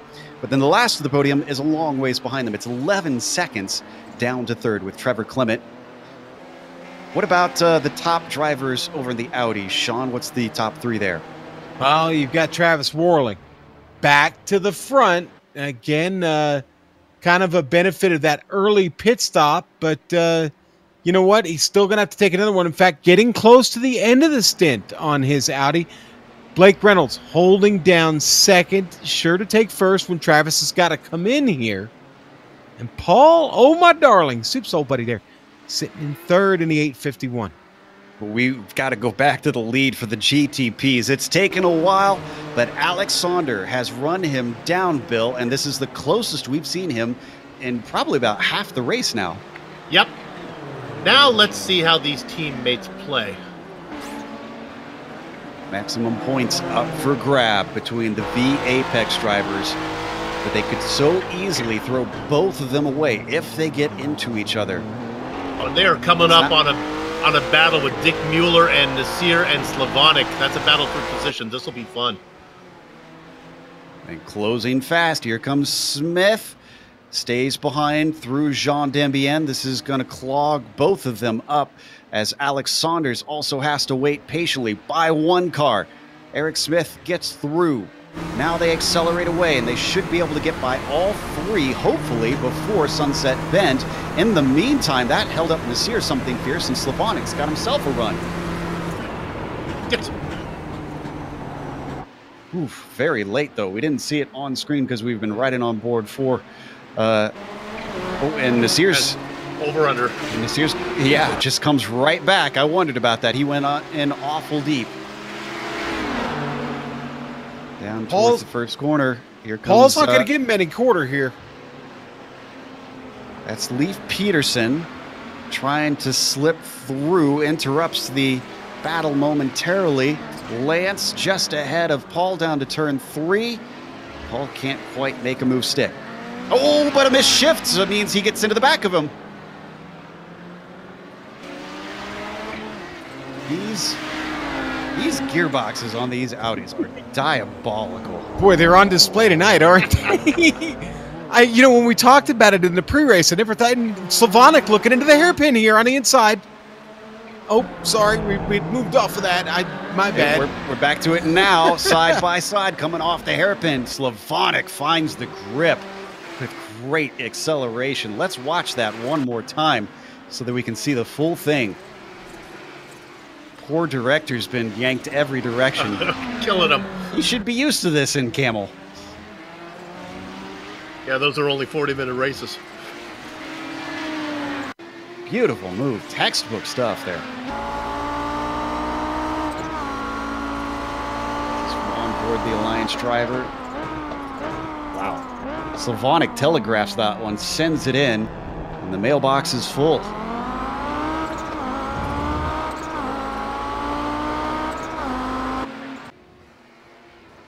Smith has opened it up a bit now on Saunders. They go around Beltrami. We haven't looked at Beltrami, I feel like, this entire race. He's racing in 20th.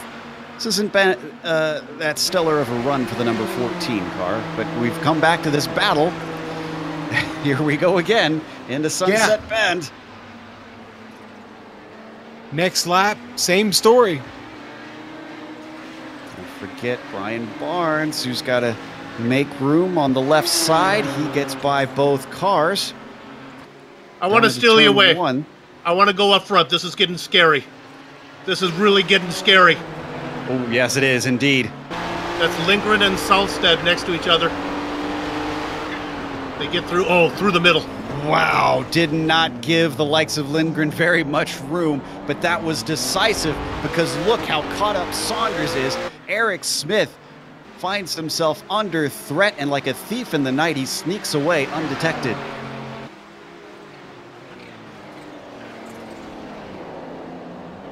Sean, we've seen enough of these where you just start to go, uh-oh. You just start to feel something happening, you know? This doesn't look good, yeah. Spidey senses tingling just a bit, yes. I took some Benadryl just to make sure I wouldn't have that problem this race. Meanwhile, we've got the likes of Travis Warling taking his second scheduled stop. This will take him to the end of the race, and once again up on 4 tires as we expected. So where will this release him, though? Oh, and fifth in the prototypes, Vincent Leherbier battling with the likes of Jimbo Pfeiffer. Pfeiffer tries to come back on the outside of Collier, but it doesn't work. Yeah, Leherbier has the pace. He just, oh, well, there's another mistake from the Canadian. Spun the tires, but he keeps it moving straight forward. Pfeiffer sees an opportunity, almost squeezes him over the curbs. Somehow the likes of Leherbier holds it, and he loses the position as Pfeiffer moves into fifth. We haven't talked about the curbs of these Nissans either, Sean. That's something I'd say they're notorious for among the Camel community. Yeah, and obviously certain tracks worse than others. Some come to mind. Imola, it's a mess there. Down the inside. Whoa, really deep. My goodness, are you going to stop there, Vincent? And he somehow gets woed up in time. Nope, he's loose coming out, and he loses it back to Pfeiffer. That is 4 passes in 1 lap. Pfeiffer started that lap ahead. Herbier got him. Pfeiffer took him to Herbier. What's happening off the corners for Vincent? It's multiple times now we've watched him look pretty strong into the corner, and then off of it, the car is a nightmare. Now Torres is in the mix there as well, the third prototype coming through. The last one that you see, that's Steve Driscoll. He is not for position. He's just riding around behind them.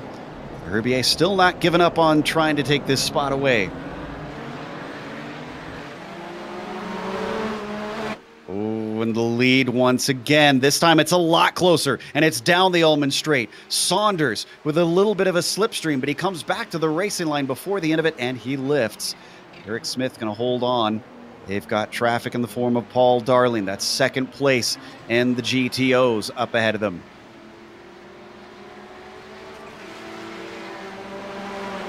I think they both own the virtual coin flip software where they'll just flip that to see who's going to get the win. Careful, boys, so they come up behind Darling. Who's just caught him at a bad spot. Both of them going to have to go the long way around. They both survive, but they don't swap positions. Saunders stays in second. Now out of turn 5, through Big Bend. Smith running a very cool race.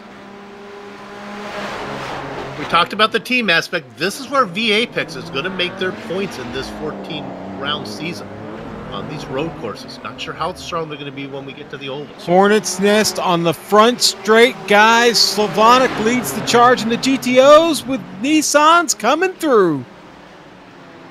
Woo! That is Driscoll, Torres, Leherbier, and Pfeiffer. And they managed to do it without incident, but Slavonic still has Fleming looking to the inside, down into turn 3, outbrakes him, and makes it stick in a smooth pass on the left-hander. Open a door for Lance Desir. Yeah, there's the guy you got to watch out for. Been watching him all race. Oh, they go through wide. No. Oh, no. I was going to say this is looking sketchy. Nasir backs out of it. He doesn't want anything to do with that action as they hit the hairpin. I think Fleming just got himself a bad run off the corner, and Slavonic tried to get through. Right on board with Patrick now, looking back at his teammate. And I just want to report, let's stay on this. Worling came out in 4th place. Now he's a long ways behind Reynolds, mind you, but fresher tires. And in fact, he's a lot fresher than the likes of Adam Lindgren, who I think is also on a 2-stop strategy. Yeah, Lindgren's going to need another stop. He can't make it to the end. He's sure to give up that position. Man, so that's effectively 3rd for Worling. Yeah. What a recovery. 3rd with 30 seconds up to Paul Darling, who is on a 1-stop strategy. Here's Worling now. That's a lapped car with him, Steve Selstad.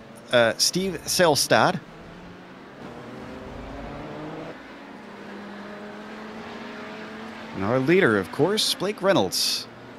still up at the front. He extended it to 23 seconds over Paul Darling.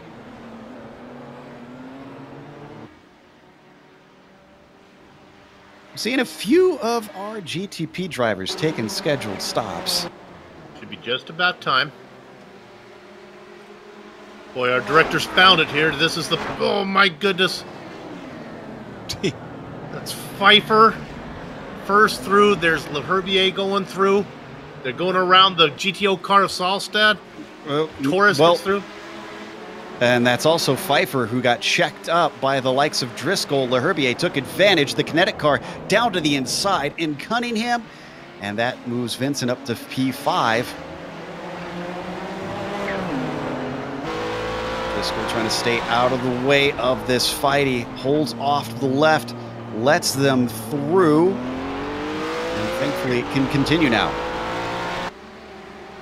I've watched Leherbier race a lot, but he just doesn't look really comfortable in that car right now.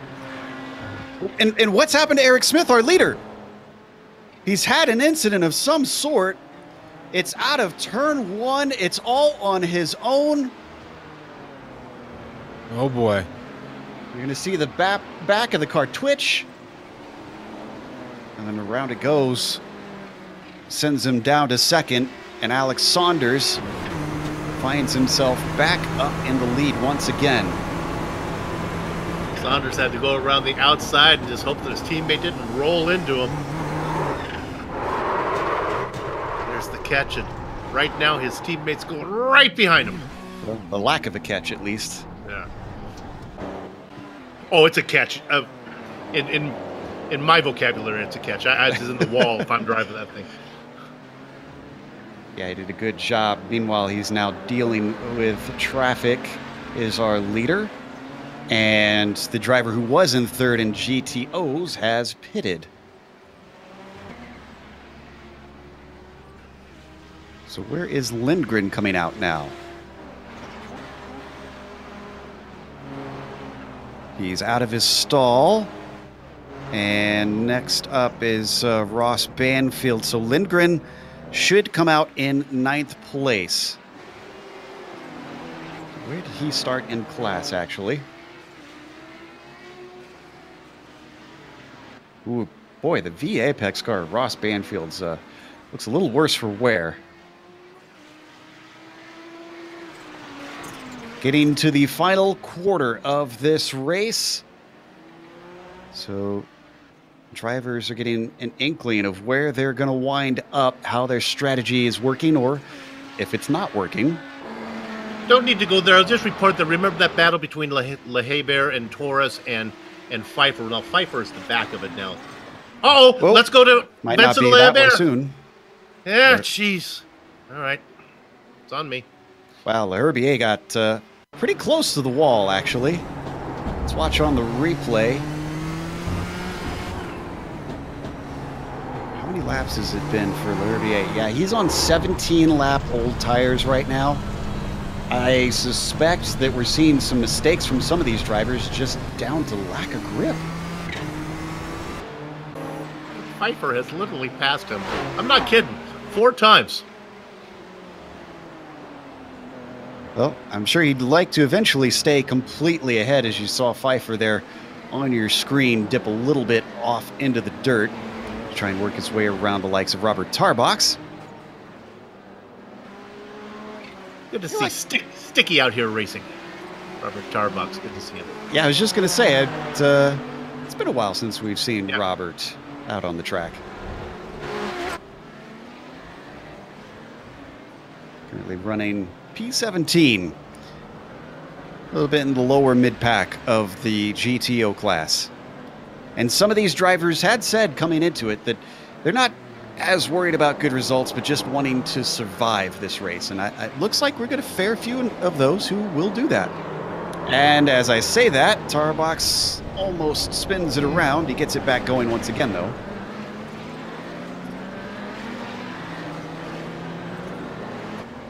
I'm going to save this race as a replay and give it to all the drivers that come up to me and say, could you give me more screen time? I'm just going to let them watch this race.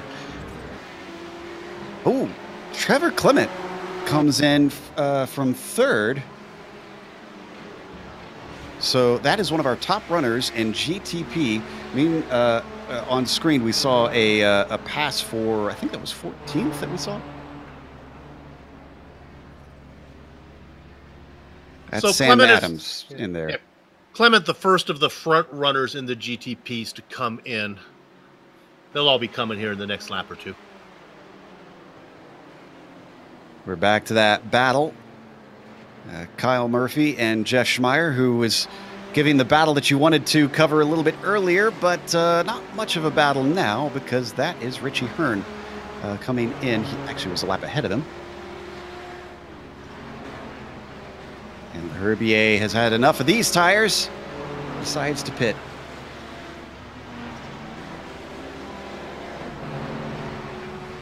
And as he pits, Clement comes out, slots into 8th position, leader of all the cars who've pitted. You know, I'm disappointed that Vincent has not painted his car like the Love Bug at any of these races so far. I'm laying out on him with that. I'm laying out. I did on him. not like that joke. This is Alex Saunders back up to the lead for him. He's going to Clark stay Archer, out there. guys. Herbie, Archer with I a got spin it. out of turn 2. He's just sitting there. Archer in the Nissan there. 47th overall right now.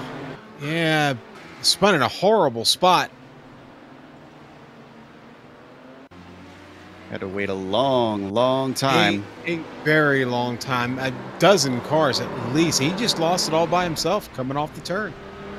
He did have an Audi ahead of him, maybe put him off slightly. But the Audi didn't do anything wrong. It was Wayne Hutchison ahead of him. Yeah, the ride-in shotgun car, I think, has been down the order for a number of laps now. And is essentially just points riding for the moment. Liam Quinn, in the meantime, also coming in from third now that he inherited it from the likes of Clement.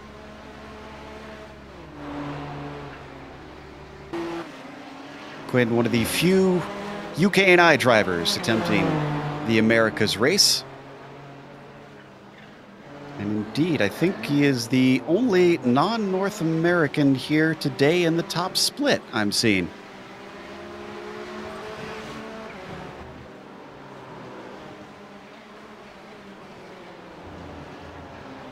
As we watch our leader slice his way through traffic.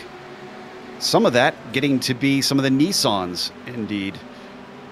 Because it's not only Audis that he's having to overtake.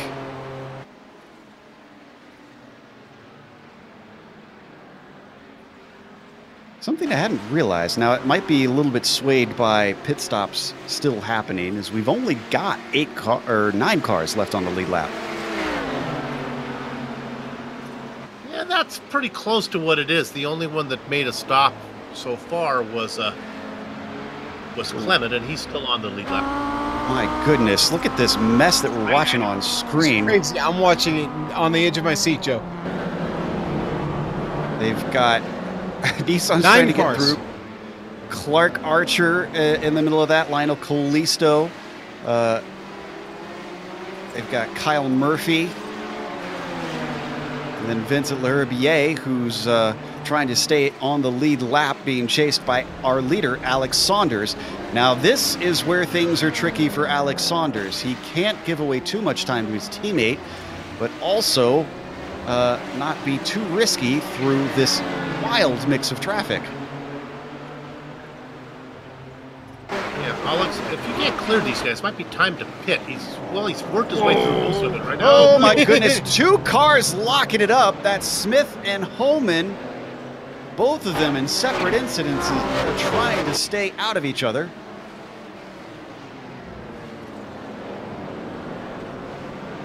And they're going to be able to continue on. That's Scott Corbin. And that was it for a position with Homan, but not for P2, who is finally free. Oh, big pile up big in incident front. happening. And, second place Leherbier. driver barely avoided that, and it's just causing a chain reaction because of how much traffic was barreling down. Was that Patrick Fleming, the first one involved? I think it's Mueller and Leherbier got together. Yeah, Leherbier gets into the back of Dick Mueller. That's the second time in this race that Mueller's gotten it from behind in the same spot practically. And this is comparable to a winter accident you'd see on the mountain highway in California or in Colorado maybe, where it's just a total whiteout, nobody can see anything, and everybody gets involved.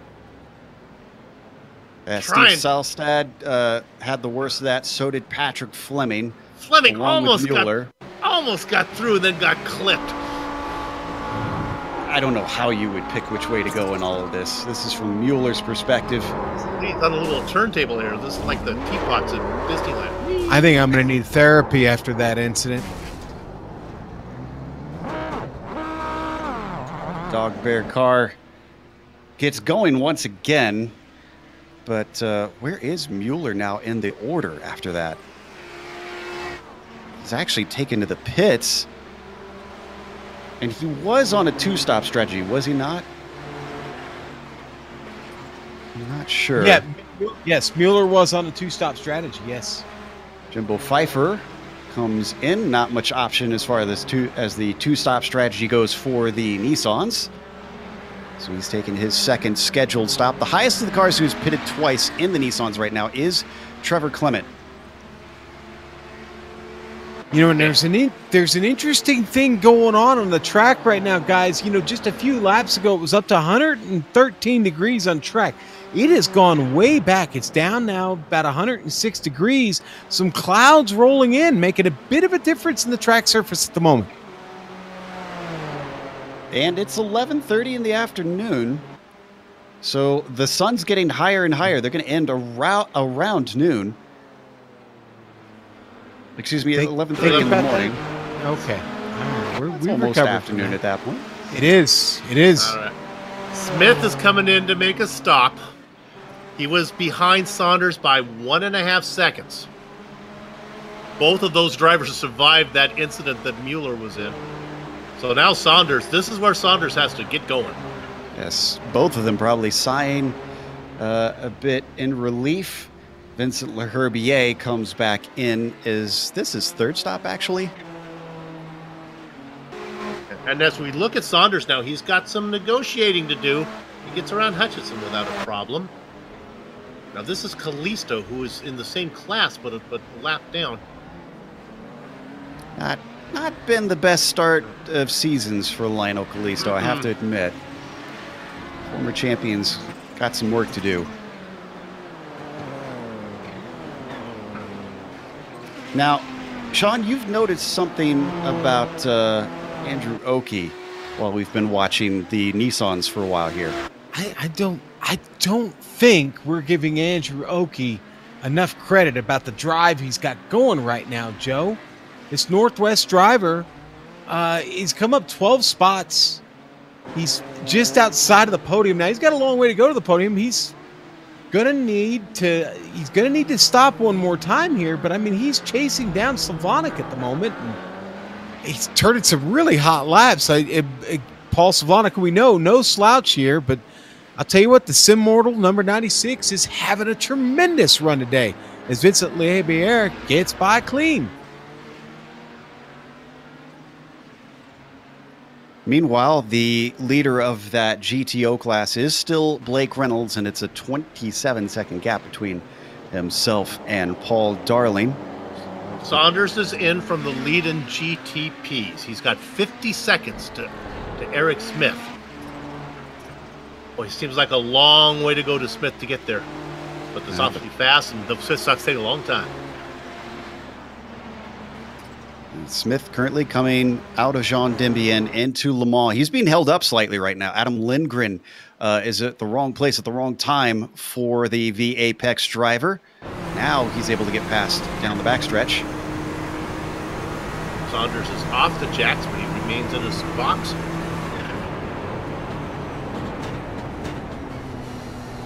And around Sunset Bend as we continue to ride on board with Eric Smith. Saunders is rolling. Saunders, yeah, he's past the cones. Now he will be passed by Torres, who is yet to pit, but Eric Smith will be behind him, not by a huge margin. You can see they're on the same straight. It was a second and a half before the stop, 2.5 after the stop. Interesting note about drivers who are continuing, I guess, for the Dory Award here today on GSRC. They do have to complete 80% of the laps to be classified for points. So if they are down the order, they've still got to make sure that they hustle and get to the checkered flag in time. So it's not just keep swimming, just keep swimming fast, I guess. Yeah. Exactly. Yes. Right? That's exactly what I thought immediately. Just keep swimming fast. Yes. And the Nissan so far have done about 51 laps. So we're looking at roughly 75 or thereabouts laps. I'm not going to do the math to figure out what 80% of that is, though. Blake Reynolds coming around to complete 46 laps at the moment.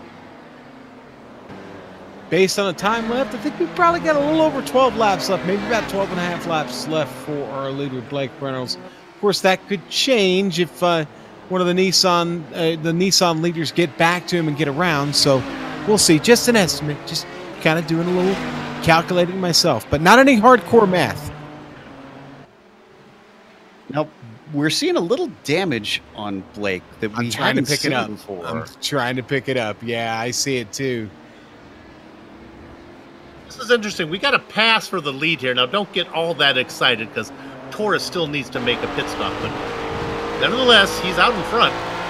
And Torres is on 24-lap old tires. He has been flogging these things. Right. So you may want to think, well, why is Saunders in such a hurry to get around him? Well, that's because he's got Smith behind him who's coming on him. So it's 2.5 seconds. Yep. Yeah, from second to third right now. Plus, they're dealing with the Audi traffic. Beltrami wants to get down to the apex. Not to the pleasure of Alex Saunders. Now he can get by. That 2.6 second gap is now 1.9 because of that. Man, I finally found out what happened to Reynolds. Was that far back?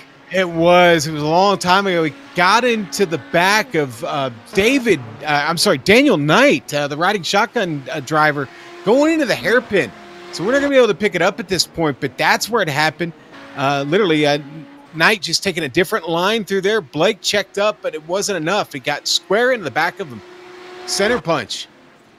His own teammate. It can still yet happen, but it hasn't cost Blake the lead. 30 seconds, Jim. And here's a pass for the lead. Saunders manages to get by with ease on Mark Torres. Didn't even look like Torres really was defending, yeah. And he pits. Torres is coming in, yeah.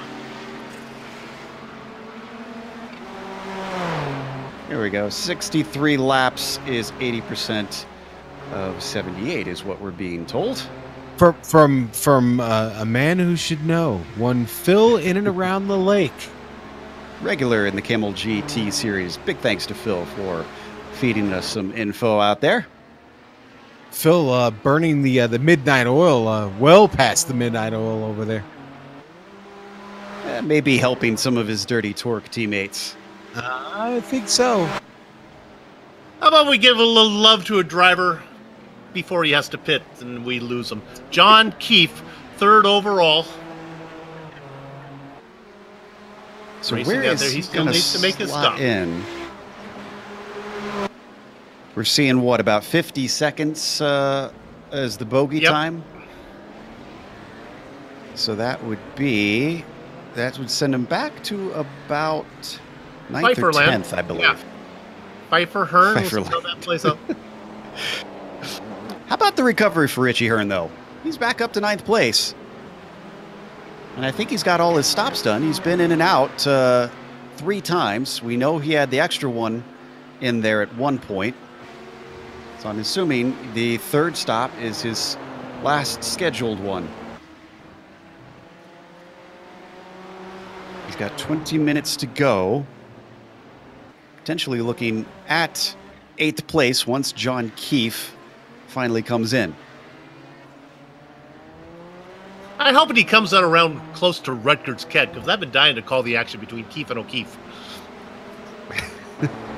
That's possible. That actually might happen. Yep. We'll see. Keefe's down in 11th right now. O'Keefe is down in 11th. Ah! $1. That's $1. All right. I can't believe we've made it this long. I mean, 20 minutes to go. And Smith is in. Is this his second or third stop, though? This is his third stop, isn't it? This isn't right. Eric Smith should not be pitting. Wait, he's got damage. Oh, no. Something serious has happened to the number 32. I'm looking to see. It was right there, just not far out of... Yeah, coming out of Le Mans on this lap. He took his spare car. Let's see if we can find the replay. Nobody else involved, all on his own. Wow, the Apex could have easily had a 1-2, and then this happened. Just the tiniest little of dirt to the outside, and the car became the devil.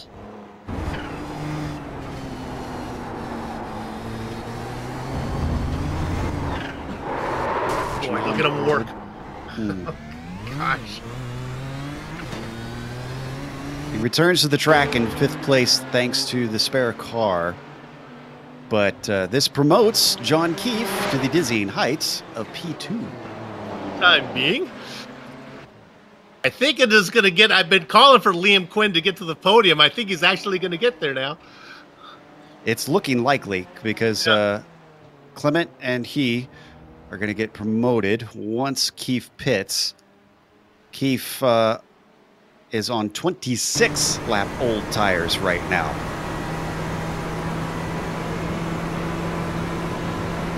Right on board with the Hoosier. Of course, he knows he still has to make a stop, but he's probably feeling pretty good. And there is that stop right now. Well, let's find somebody. How about... We saw Jimbo Pfeiffer. Let's go ahead and pick up Jimbo. Oh, he's so far away. It'd take forever to get there, but I think that's where it's going to be close to. I think it's about right, yeah. Because he was coming through Jean Dembienne as he was pitting. So the double lot, who is still chasing Leif Peterson, that car's a lap down ahead of him, his Alliance teammate. Keefe is in his stall. Pfeiffer's coming around Sunset Bend. Keefe's got a ways to go before he gets to the cones, though. Pfeiffer's got a head of steam. I don't think Keefe is going to get him. Pfeiffer's by. Now, what about Richie Hearn? Hearn's well back, so he's going to slot in between 7th and 9th. P8 for John Keefe, having started this race in 20th. Yeah. So that moves a very quiet Trevor Clement up into 2nd position now. And Liam, Mr. Excitement Quinn, to 3rd. Now, we don't want to speak too soon because remember, Eric Smith has a fresh car and he is a 2.5 behind Liam Quinn. So the Apex versus Kinetic for the final spot on the podium in the final 16 minutes. That's a good point, Joe. I think he'll get there. It'll be fun to watch him try to get around him. So you've commentated on Quinn a lot more than I have. Thoughts on how hard he's going to fight this? Oh, really hard. He loves these downforce cars. It's really interesting. I've talked to him a lot about it because we've seen him race in the Absolute Beginner League in the Skippies, and he's mid-pack. But boy, you put him in a Dallara IR18 or one of these cars. I think those 3 words describes his race today, because this is going to be good points no matter what. That reference lost me. I'm sorry, Bill. You know what? It lost me too. Crash test dummies? Oh, come on, guys. got into an accident and couldn't go to school. But all right, never mind. Gee whiz. Oh, okay. Yeah, I got you now. Yeah, I'm still lost. All right, never mind. All right. I only know it because of Weird Al. But anyways, back to the racing. Google it, boys and girls. Yes. What battles do we have on course at this point? It's getting towards the end, and these drivers are starting to spread apart as their strategies have played out. Blake Reynolds, who is not going to have a clean car in victory lane if he makes it to the finish in this position, has been dominating. I want to make my musical reference. This is the end. Oh, this is the end. I had to. Close your door on the way out, please. All right, I will. Anyways, Brian Barnes currently running in 16th in the GTPs. That's Lionel Callisto trying to make up for something of a miserable race for Little Train. It's tucked up behind the bright blue machine of Brian Barnes and then gets beside him. And I think he's going to be able to complete this down into Cunningham. Indeed, looking at him outbrake the car of Brian Barnes. The number 4 falls down to 17.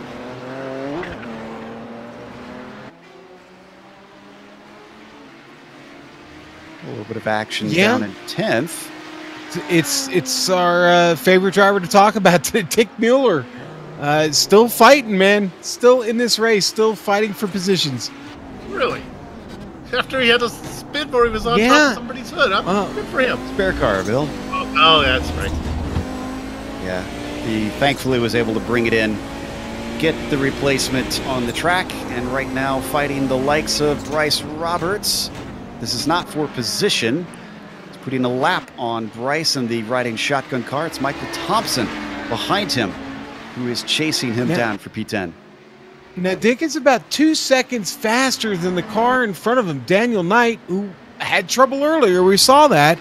And I think there's still opportunity in front of Mueller here. You know, he started just a couple of spots ahead.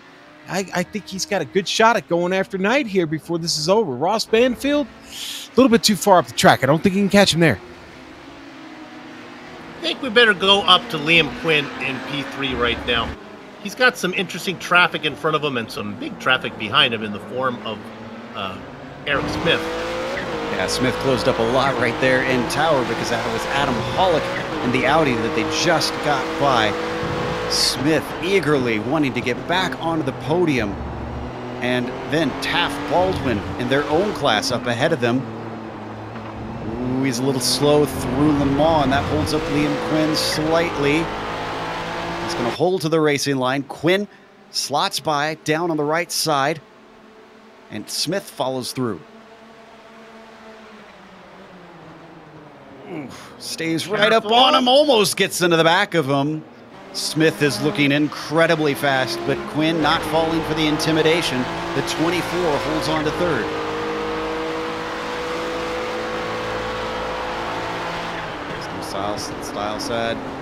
Seilstad staying out of the way. Smith had a small bobble coming off the corner, has to collect himself. And you know what, Joe? They're only 2 seconds behind Trevor Clement. I'm not sure if Trevor had a bigger lead than that. I'll have to go back and see if he had some issues. Boy, there's a driver I feel like we haven't talked about near enough, Trevor Clement. We keep mentioning him every once in a while, but it's usually, well, nothing's going on with Trevor. Yeah. It's just riding his race, and I don't see any outrageously slow laps recently for him. They've just been playing faster. Oh, no! Oh, Quinn got tagged! He saves it! Holy smokes! And he makes the corner! How in the world? Let's watch the replay. Just a little miscommunication between himself and Dan Garber in the Audi as they come out of 8 and 9. A little something I like to call Mr. Toad's Wild Ride. Kinetic cars in motion, off the track and on. How that car didn't snap back and just go right into the Armco barrier, I have no idea. And he didn't lose a position in it either. That's what amazes me. How did he do all of that? Let's watch his view. Boy, he can skip arm day next time he goes to the gym because they got to work out there. But it didn't last long because Eric Smith has taken third away from him recently. You can see he's now ahead of the kinetic machine. He's coming back at him, though. That's Ooh, not, and he look might at actually, this. yeah, wow, Liam Quinn, you said he was a fighter. You weren't kidding. Round the outside of turn 1, round the outside of turn 3, but it's all for naught because still Eric Smith denies.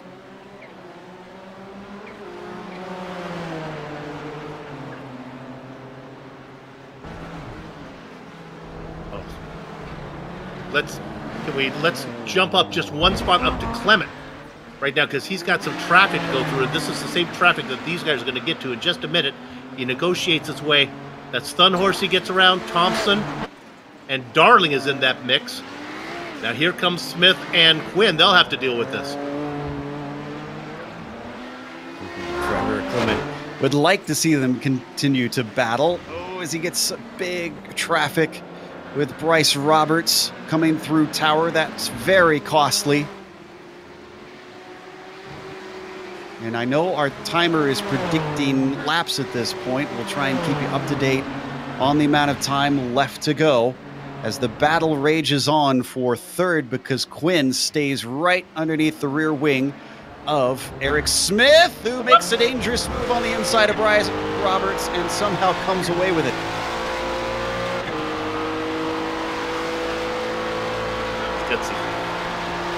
Oh boy, it was.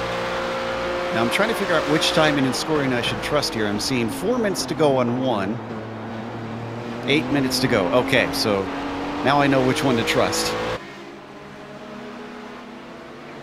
Liam Quinn going by the likes of Dick Mueller.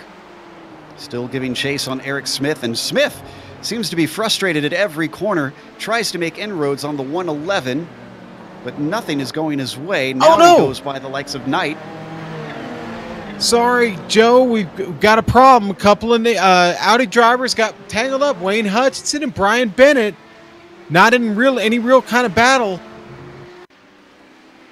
Poor Brian Bennett. It has been a rough day for the It's been a horrible day for him, yeah. And that started with Hutchison. You could see just caught the grass, and unfortunately that steered the car right into Bennett. Nothing intentional, just a tough break. But horrible luck with just 7 minutes to go, over 7 minutes to go in the race. That's one reason I hate Tower Corner. The exit of Collier so hard to get that car lined up. As we come back live, you can see they got it going once again. Smith has left Quinn behind, but now he's actually closer to Clement. I think they got a real chance to get to Trevor before this is done.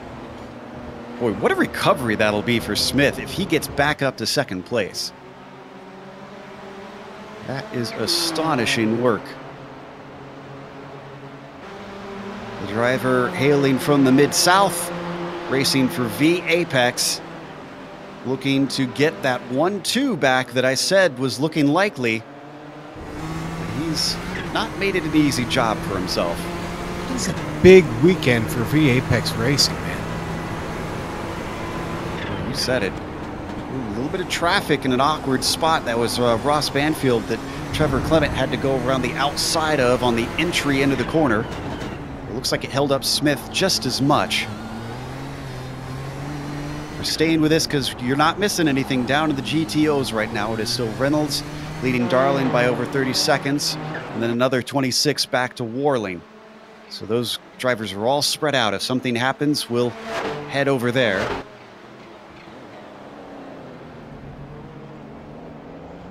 And the leader over here, we should mention, is still Alex Saunders.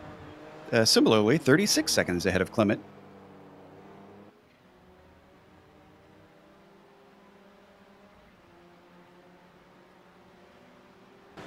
Let's not forget the battle for fourth. Because Mark Torres, despite his own issues, is starting to gain on his teammate. Not sure if Quinn will be happy or disappointed with the end of this race, because he'll probably, if he finishes where things are looking like they will, he'll still be in the top 5. But a podium was within his reach. Well, that's the difference between champagne and beer. And yeah, that's podium and champagne time. Let's see as we ride on board with Liam Quinn, looking back at Mark Torres. He is starting to threaten. One little mistake is all it'll take for the number 24 to hand it over.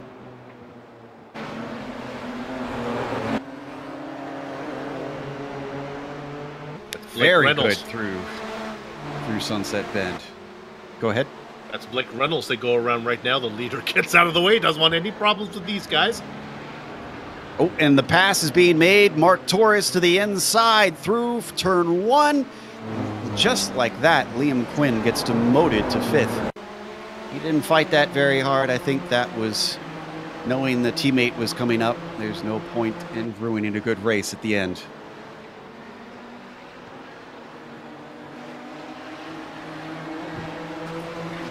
Kinetic Racing cares quite a bit about this team championship. I think they were a little frustrated to miss out last season to Alliance.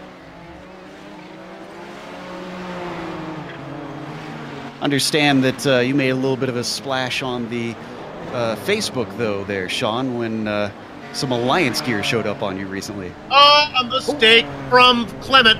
He's going to lose that spot. He's going to lose it to Torres. And he's going to lose it. Oh, my goodness. Talk about going south. There goes Quinn. Oof. And an Alliance driver finds himself falling off the podium in the snap of your fingers.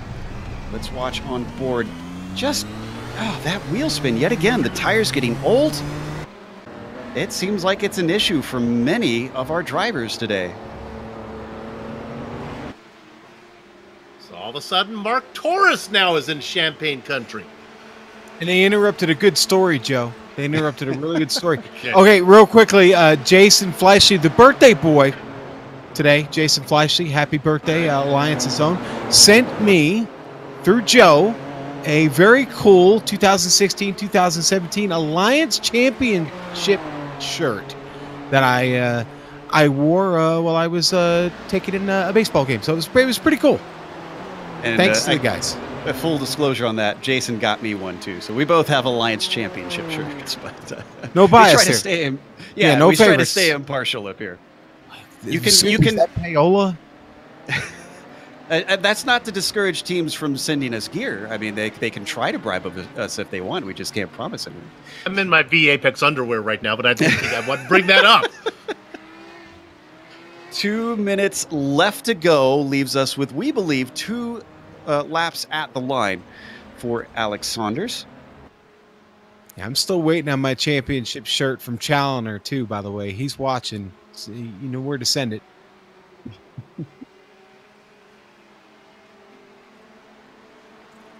And actually, is it? No, I think it's 1 to go. Yeah, they've been running 1:50 laps in these Nissans. Yeah, white flag right now, Joe. That's what I'm getting here on Saunders. Saunders leading by a whopping 39 seconds over his teammate, Eric Smith, after Eric had to take his spare car and an extra stop from an accident. And you can tell that Alex is just tiptoeing through everything at this point. That car does not look like it is at speed in a number of places. I may have noticed Blake doing that in a couple of spots as well, Joe. Certainly still has the tremendous lead on Paul Darling, but Blake being a little careful. I know you don't like him necessarily, but Alain Prost used to say the goal is to win the race as slow as possible. And I think taking care of the car is on the mind of both of our leaders at the moment. I don't ever remember saying I don't like Alain Prost. Oh, wait a minute. Oh, yeah, that time he took out Senna. Okay, hang on. Yeah, there we go.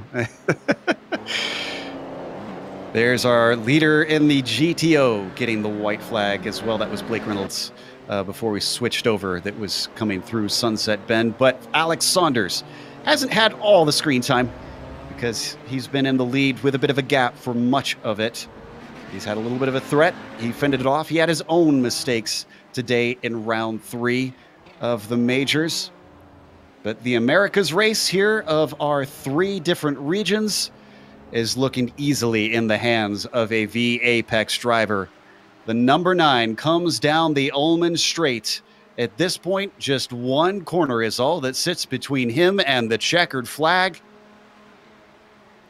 A sweet victory for Alex Saunders as he swings over the bumps of Sunset Bend, comes to the line, and wins here today at Sebring. Blake Reynolds still has over half the track to go, Joe, as he heads down to Cunningham.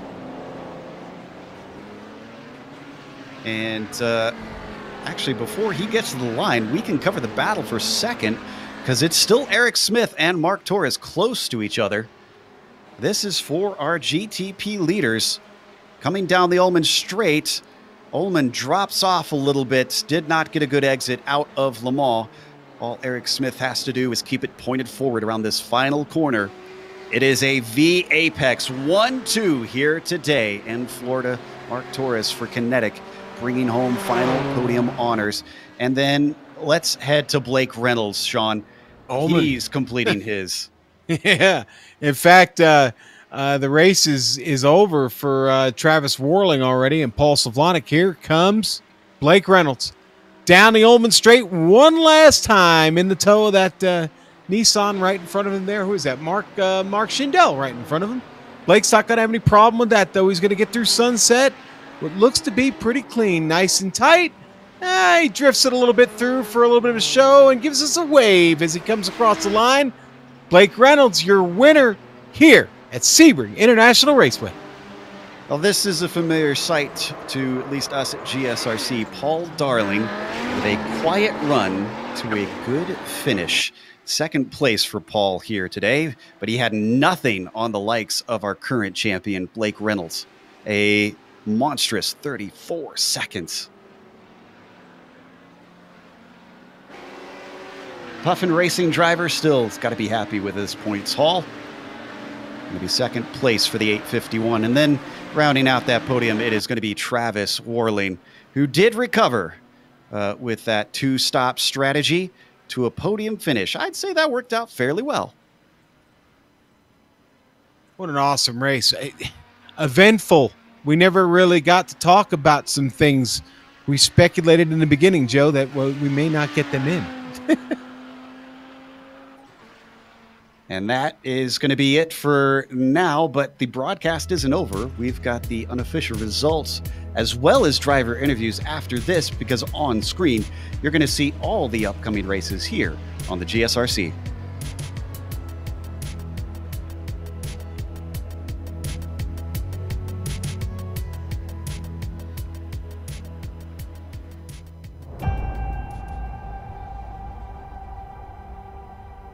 Growing up as a kid in Oklahoma, where I'm from, the Chili Bowl is the biggest race that we have.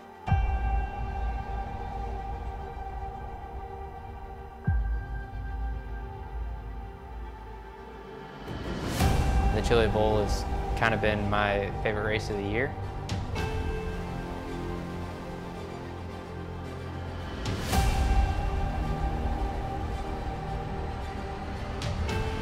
Growing up a dirt racer in Oklahoma, that's kind of the holy grail.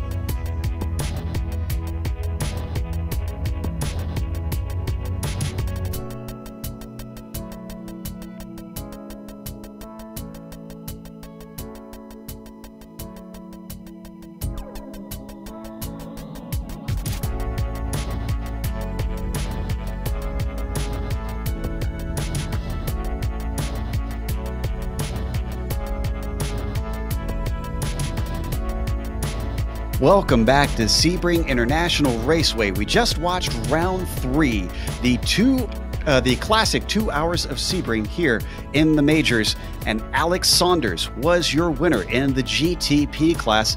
He had a little bit of a mistake midway through, handed over the lead, and it didn't look like he could catch his teammate, but Lady Luck smiled on him. Eric Smith made his own error and handed over the lead. Smith still recovered to second place. It was a wild battle at the end between himself and many other drivers. Mark Torres, one of them, who managed to get a podium and started this race from 8th. But how about Liam Quinn, the UK&I driver, staying up late over there to go from 14th on the grid to 4th at the checkered flag? Trevor Clement just lost out at the end to take 5th place. He was looking at a podium before that. Mark Schindel, another climber out there today, 17th to 6th. Jimbo Pfeiffer takes 7th. And John Keefe, a regular in the Camel GT series, also made his way forward. He went from 20th to 8th.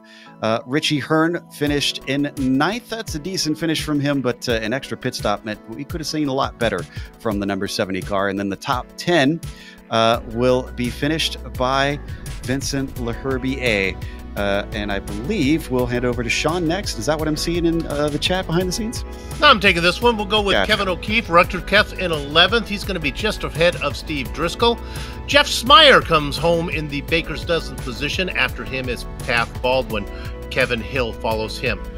All ribbons girls in the Sweet 16 spot. It's Little Train, Lionel Callisto.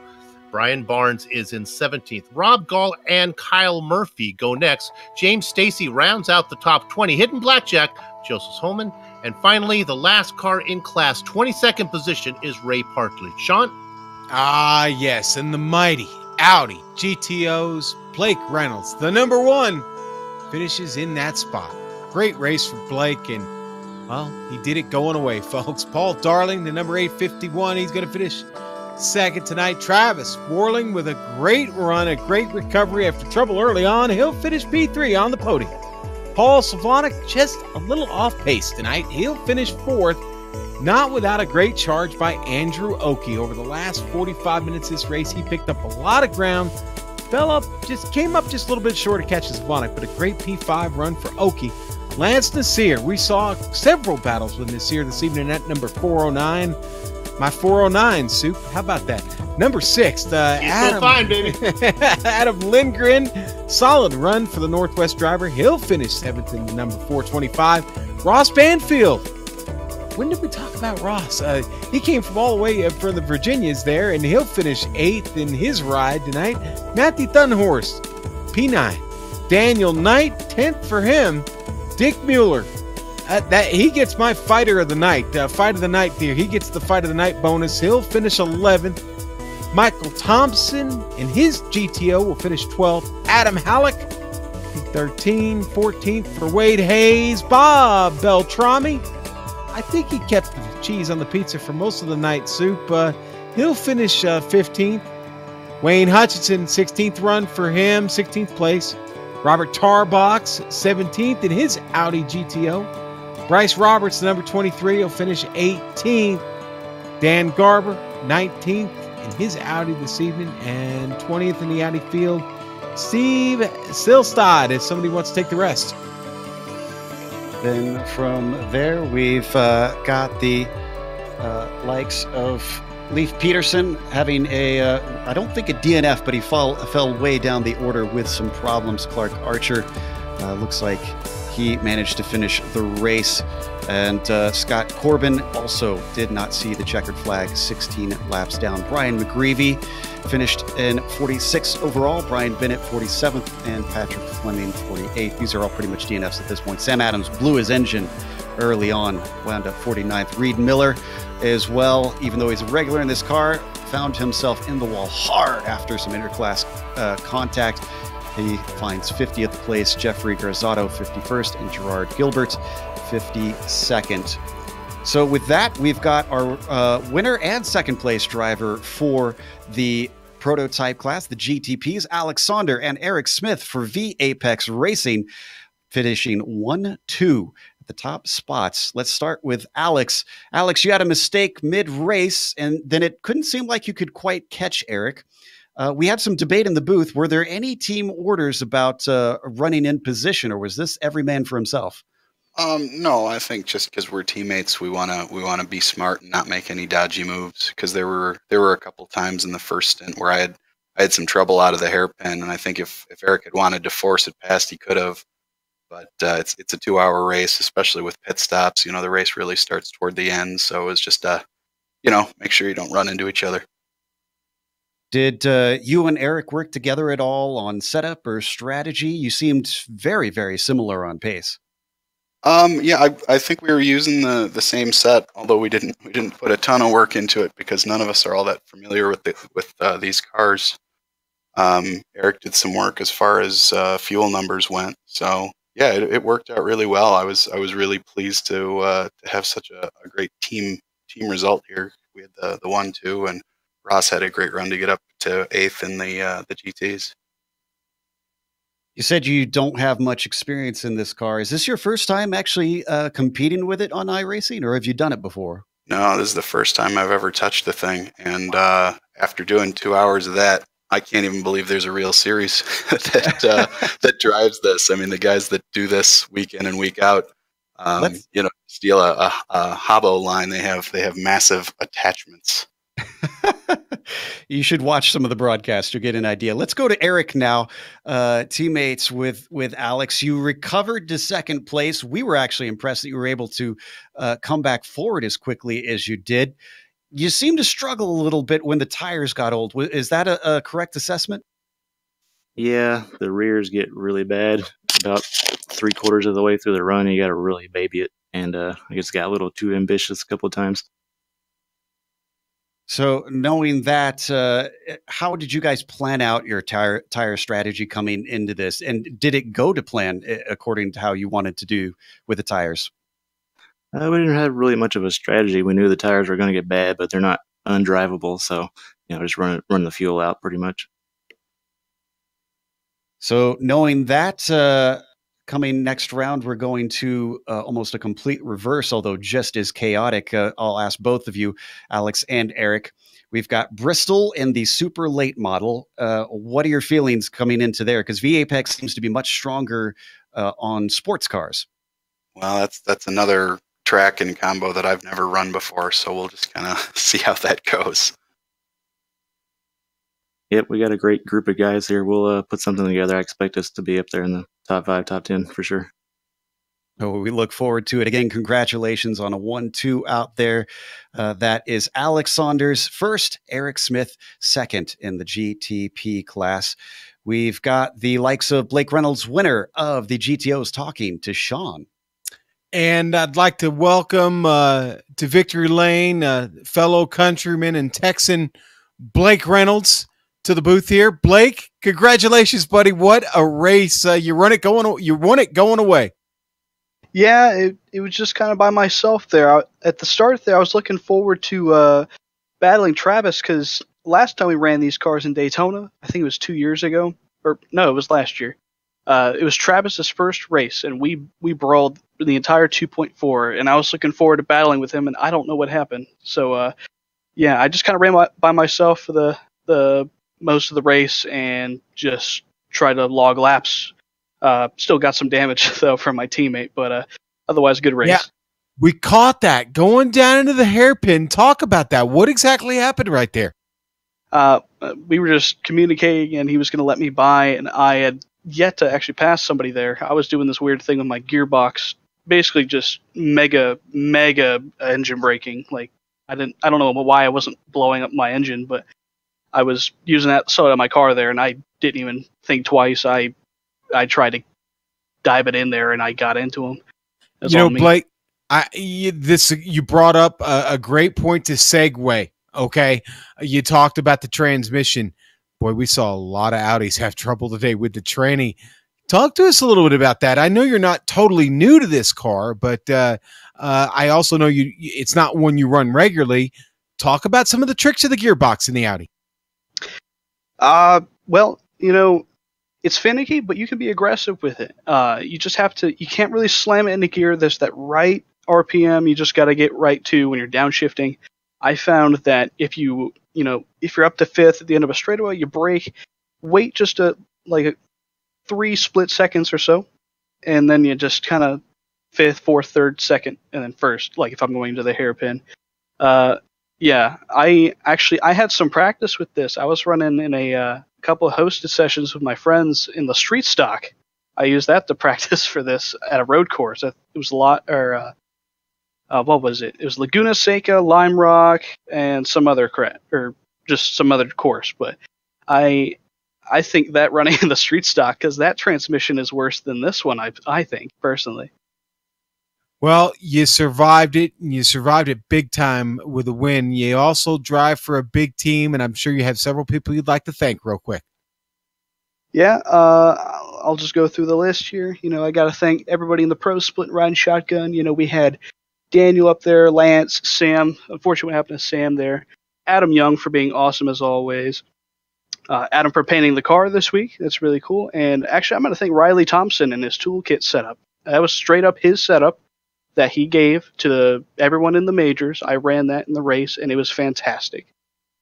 Yeah, Riley's pretty good, Blake. I don't know if he's good as you, but he's pretty good. He's pretty nice.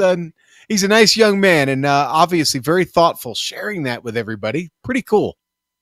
Yep. Thanks, guys. All right. Our thanks to Blake Reynolds, Joe. Boy, what a race out of him today, and I think Soup's caught up with Torres.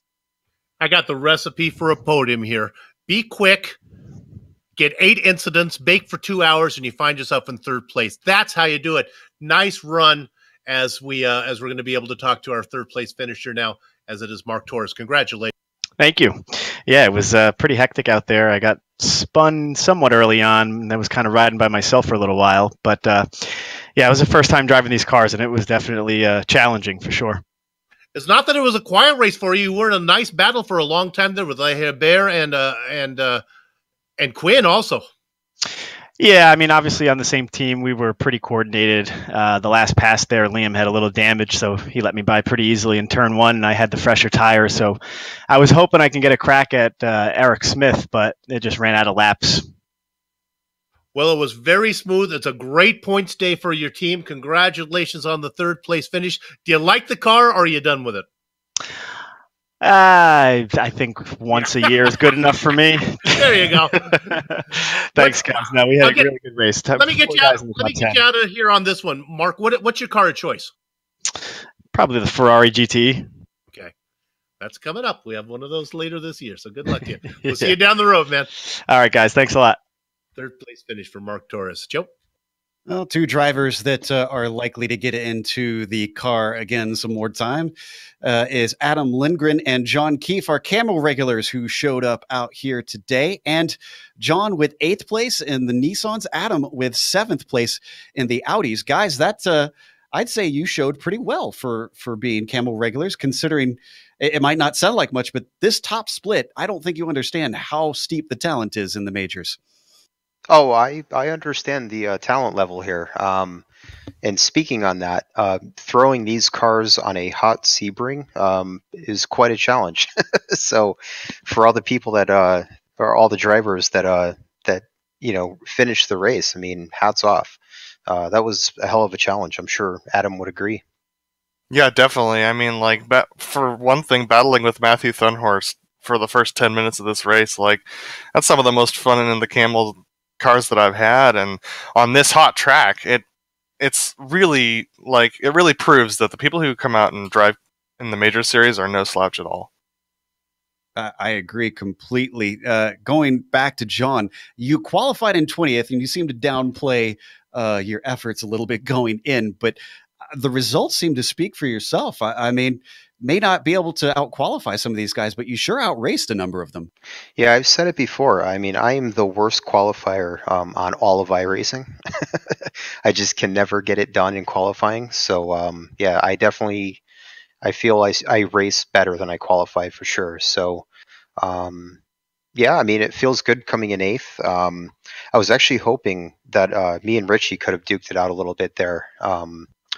But I managed to just kind of keep a gap on him through the pit stops, apparently. So I didn't get the battle with Richie I was hoping for, but yeah, it was very good race. It seemed like a pretty clean one from my end too. I didn't see a whole lot of carnage out there. So hopefully the broadcast will, line up with the way I saw it.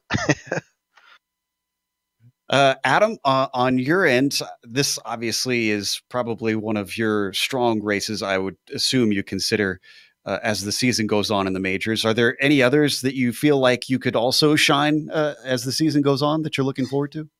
Actually, our next outing at Bristol, I think that race I'm looking forward to. I've always loved the track, and I seem to have a kind of primal knowledge of it that makes a little bit more sense. I have a lot more speed than some other people, so I'm looking forward to that one. Even though a lot of people are more experienced in those cars than I am, the track knowledge and like knowing where the lines hook up, like I think I'm going to be on for a good result there.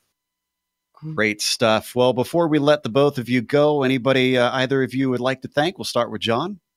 Well, definitely the Pacific Major Series for running these cars. They're a blast. I hope everyone enjoyed it. I'm just trying to think. It's kind of late. Just the usual Camel community. Mike for everything he does for this particular series here. And that's about it. You guys for your excellent broadcast too. Yeah, and I'd like to thank Total Downforce Racing, and especially my teammate Riley Thompson, who is racing in the Euro split. Unfortunately, he DNF'd from that, but the two of us running Camel, I mean, he won the GTO class, and I won the GTU class championships, and just would really like to give a shout out to him and the support he gave and the pit strategy that he advised me to take. So, yeah, thanks to Riley. Riley seems to have really influenced this race. As Sean said, for such a young man, he is certainly having his touch felt in the iRacing world. That was Adam Lindgren and John Keefe here today, coming in from Camel GT. Well, I shouldn't say coming in. They are regulars here in the majors as well, but certainly showing their talent in these cars. But we've got to close up. Before we do, I want to give a quick shout out and mention that Brian Grandin won the Sportsman split in the Nissan, and Marcus Tracy won in the Audi down there in the Sportsman split. Big congratulations to those guys. Still even hard to win those, I can tell you. Big thank you goes out to Mike Willett for organizing this, as well as his huge team, the competition committee that helps make this thing go off, and to the charity today, the World Animal Protection. If you want to check them out, again, that is worldanimalprotection.us if you want to help donate to their cause. Also, thank you to IESN for bringing all regions of the majors onto the iRacing Esports Network for all season long for 2019. Definitely give them a subscribe if you've been enjoying this. Thanks to the companies that provide the software and hardware for our broadcast listed here on your screen, and additional thanks go to Eric Ekholm and June Lalonde, who provide our wonderful music.